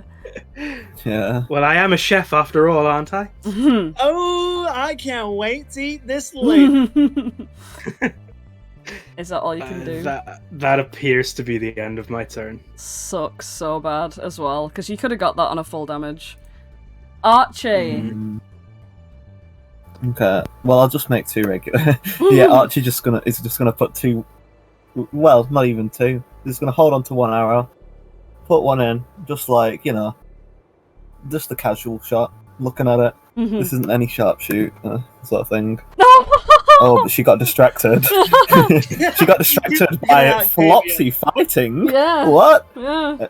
She's gonna be like, well, hold on a minute. I need to put my head in the game. It's gonna make a regular. Archie, you still have a bardic shit. inspiration. It lasts 10 minutes. I thought they She's used it. used it. I used it. Oh, Yeah. sorry. And also, But I just... the flank doesn't count on a ranged because you're not next to it, so it's melee when things are Yeah. being flanked, so the 10 still misses. Oh, wow. Yeah, I know. Glitter hoof. Who the fuck is gonna Glitter get hoof. this shit? Yeah, we all just moved Gl- Flopsy again. What's Glitterhoof Glitter doing? hoof sees this and flies down aggressively. Ah, that's what she Making- says. Yeah. Plus... No. Plus a 6. Oh, she does hit. She That's a does hit. 17. Well, what's the damage? Mm. If it's The one damage. damage, no. It's not. Yeah. Is it? The damage is 1d8 plus 6. So, I mean, uh, she's got it. let's How does Glitterhoof want to do this? yeah, like you see Glitterhoof, the Pegasus, swoop down from the sky like an angel horse, bringing death from above. And she just sort of like stands on this like thing and starts just like stomping on it, and like even eats a little bit of his hair, and then just sort of curls up and has a little rest. That was quite a strenuous fight. She just kills up and has a little rest. The whole time, like, when she, like, started to dive down, Octavia's, like, holding on to her wings, like, ah! and then she's, like, stomping out, like, she's literally doing, like, fucking buffalo rodeo kicks and shit. Like, Octavia just climbs down and looks really, really scared. And she's like, is it all over? She looks around. Ah, It doesn't seem that there's anything else right now. Guys, that was fucking awesome. Did you see that? I was like, meow, and Glitterhoof was like, bong bong, and Did even you Flopsy was see like, Flopsy? Mhm. Yeah, even Flopsy was like, wham, that shit was awesome. It distracted my arrow shots, I'll tell you that. Yeah, I think you did more damage than I did. Flopsy, you took my advice. Yes, you and Archie both convinced me. Finally. We're fighting for a good cause. And sometimes you gotta fight when you're fighting. Sometimes it's fun. Yeah, kind of sometimes. Everybody. I'm just so happy. All right, come here, Flopsy. Everybody group hug. Goofy. Yeah, Archie's going to get in the group hug, but she's going to walk all the way around so that she can hug Octavia. And Aerith doesn't even care. Aerith's gonna yank Holland into this space. As Flopsy squeezes tight to Aerith and Holland, you can see Flopsy in the middle of the hug, just frantically prestidigitating the top of the bonk stick to get the remains of the shambling mound off of it. oh. No. No. As if he doesn't want his home tainted with what he's just done. Bless. And you all pull each other in for a nice, close little snuggle. Octavia looks ashamed, but she still joins in with a hug. And Glitterhoof Yeah, comes she on should- over into the hug as well. yeah, Glitterhoof lowers her head down Glitterhoof into wraps the her hug. wings around everyone. Ugle steps forward, and he steps forward again. And he steps past everybody, and he steps all the way over here. And he stands stoically next to Holland. Aww. And with that, we will end tonight's session. Oh, After you're now on your God. way to Yon through the mountain pass, and you think that's bad. Well, it's only going to get worse from here. Oh no. Oh, ho, ho, ho, ho. Yeah. Well, good night and God Can we take a bless rest? everybody. Can we take a rest? Thanks for watching, guys. You don't know if you can take a Um, rest yet. I'll just put that out there. Yeah. You don't know yet because it's still active. Yeah. Thanks for watching, guys. We post all these videos on YouTube. Make sure you like, comment, and subscribe. And today's Easter egg is in the wise words of Flopsy: hither, thither, here and there, wander yonder, show me blood. Yeah, kids put Flops in No Mercy Run. Alright. He's having his villain era. Also, don't forget to pay us. well. Send us money. Yeah. Okay. Good night, everybody. And if you're in America, good day. See you later. Bye. Good day. Bye. Good night, everyone. Bye.